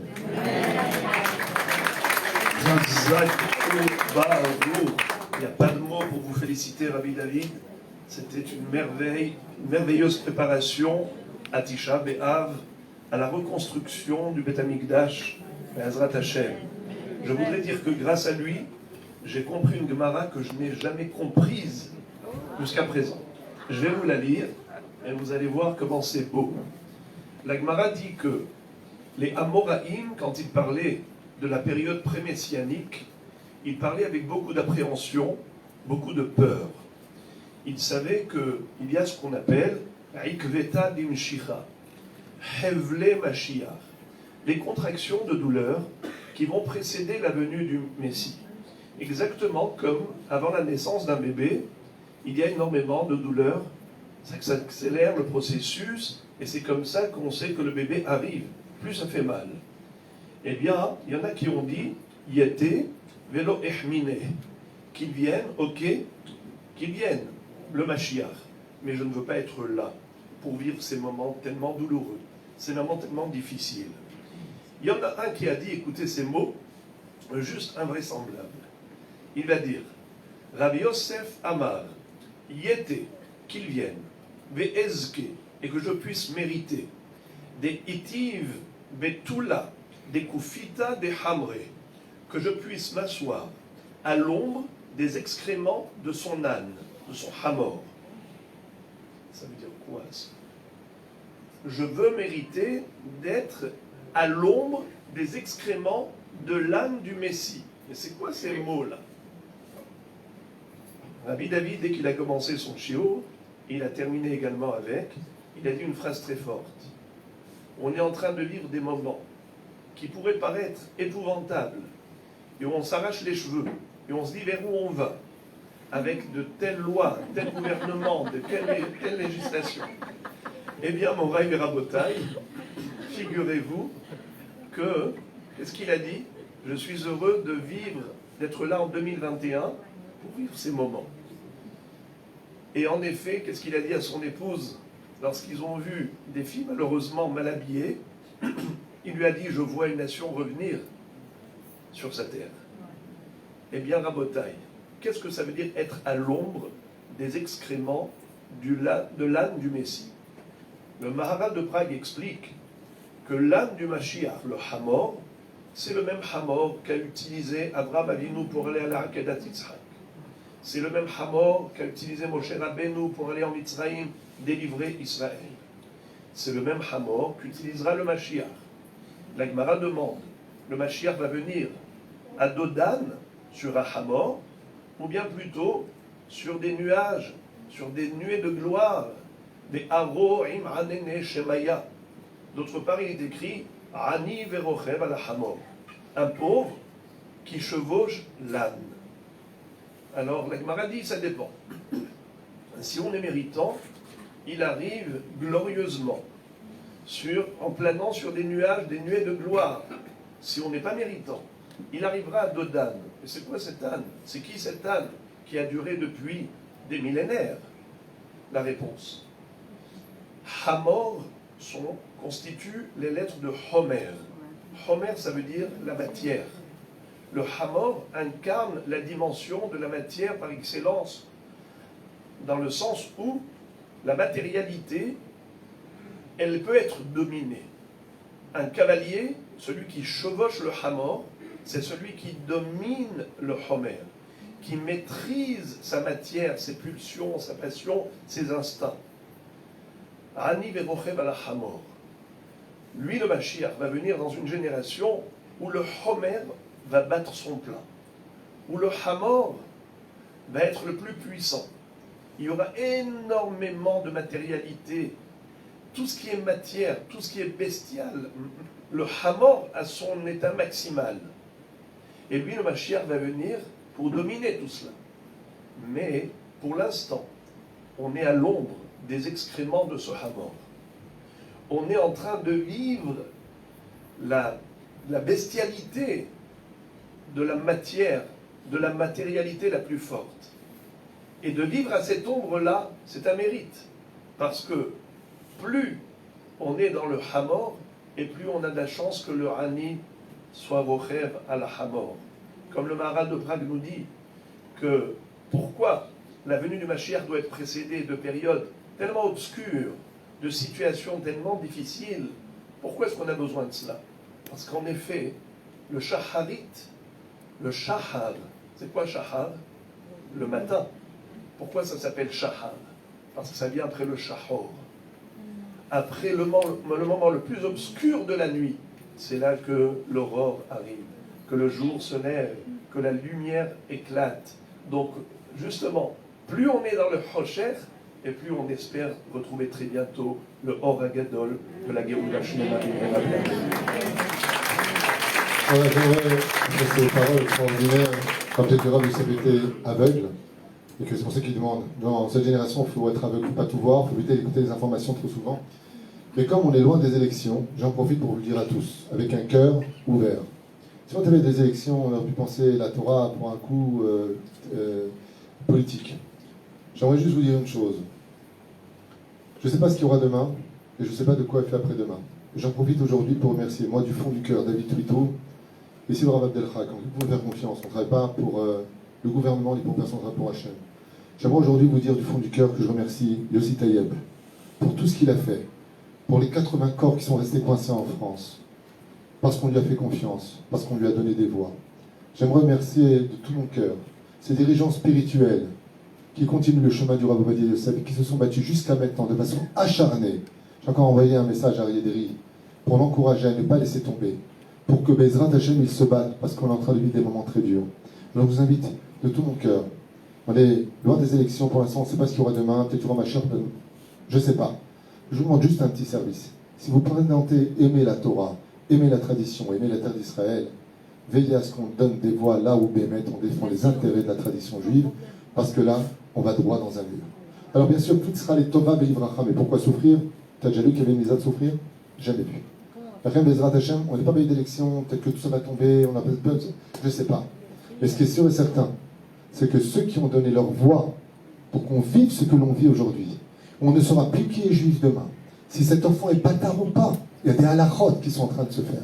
Bagatz qui se prennent pour Dieu. Je ne comptais pas parler de ça ce soir avec vous, mais ça me tient à cœur. La moindre voix, surtout nous, juifs de France, qui venons de France, on adore la Torah et la tradition. On n'est pas venus ici pour vivre comme des goïms. Juste qu'on mette un petit peu nos différents côtés.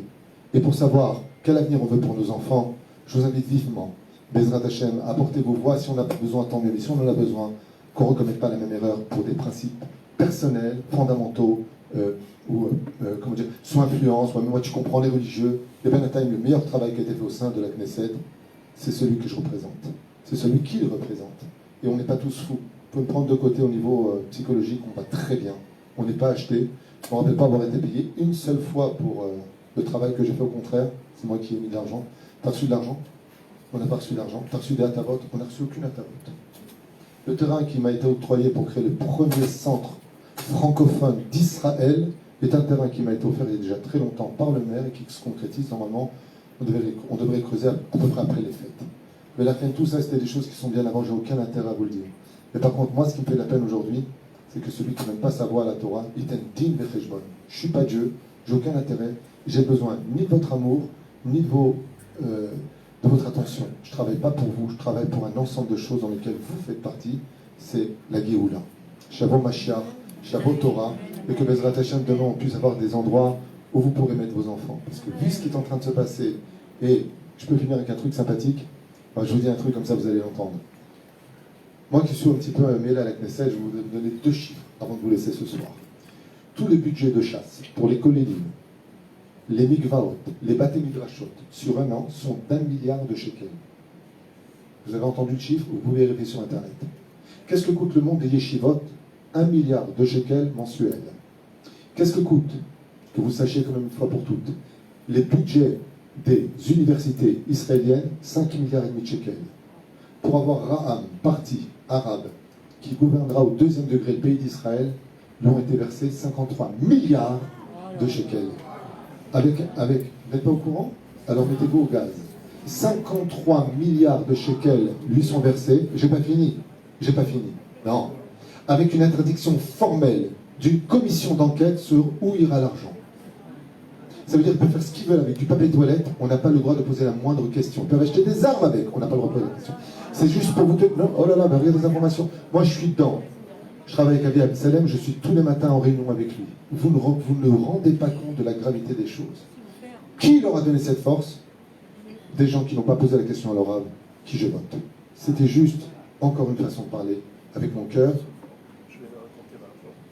Vous savez que Baruch Hashem, on a ouvert une école ici à Netanya il y a 2 ans. Aujourd'hui, à Zrat Hashem, on entame la 3e année. L'année prochaine, on a eu Kita Aleph, garçons et filles. Cette année, c'était Kita Bet, garçons et filles. Et pour l'année prochaine, à Zrat Hashem, encore 2 classes, ce qui fera 6 classes. Figurez-vous qu'on a été combattu par les représentants de la mairie en disant qu'on n'a pas de reconnaissance officielle de l'État. Et donc on doit fermer les portes. Ils ont envoyé des courriers recommandés aux parents en disant « Vos enfants, l'année prochaine, n'ont pas d'école, venez à la mairie, on vous dira dans quel établissement les mettre. » Un danger spirituel terrible, parce qu'on sait très bien que tout ce qui est la destinée d'un être, c'est son école, son établissement scolaire, l'éducation qu'il reçoit dans sa jeune enfance. Et Baruch Hashem, figurez-vous que Aryeh Deri, alors que maintenant il n'est plus à la coalition, à son retour des États-Unis, la première des choses qu'il a été faire, c'est justement aller pour se battre, littéralement. Il a obtenu, Baruch Hashem, gain de cause, le grand miracle. Et il mérite ses applaudissements parce que aujourd'hui, si on peut continuer à encourager les gens à venir à Netanya, c'est uniquement à cette condition. Car d'une part, les dangers d'ordre spirituel sont absolument tangibles, palpables, visibles. Et donc, si on a une raison d'être ici, c'est parce qu'on peut assurer une éducation de Torah, de valeurs juives, pour les prochaines générations. Alors, Baruch Hashem, voilà, cette école est maintenue ouverte, et nous espérons l'aide à Kadosh Baruch Hu pour aider tous les juifs à faire une excellente aliyah, et surtout un entretien et un maintien d'un gouvernement qui soit dans le Derech HaTorah Mitzvot. Je voulais remercier les femmes, vous êtes très nombreuses que je sois ici chez mon ami Ilan à Sidi Frej. Vous êtes toujours au rendez-vous, messieurs. Je remercie énormément toute l'équipe de Ismar Moshe, si je le prononce bien. On souhaitera une réfoua shlema pour cet extraordinaire cœur, parce que pourquoi je pensais à lui aujourd'hui, Meir Fitoussi, c'est un homme qui a le cœur sur la main depuis que je le connais depuis que j'ai 8 ans. Meir Fitoussi, la Chelo Bezrat Hashem réfoua shlema, je souhaite à vous tous les bonheurs du monde, mais malgré le fait que je n'ai pas à m'excuser pour le contenu de mes mots, mais Hila Oslecha Bekapara, si j'ai vexé ou blessé quelqu'un, mais du fond du cœur, Toda Rabba. Ne perdez pas le sourire, la Géoula est proche, et bientôt, on va tous kiffer sur une étoile ou sur un oreiller.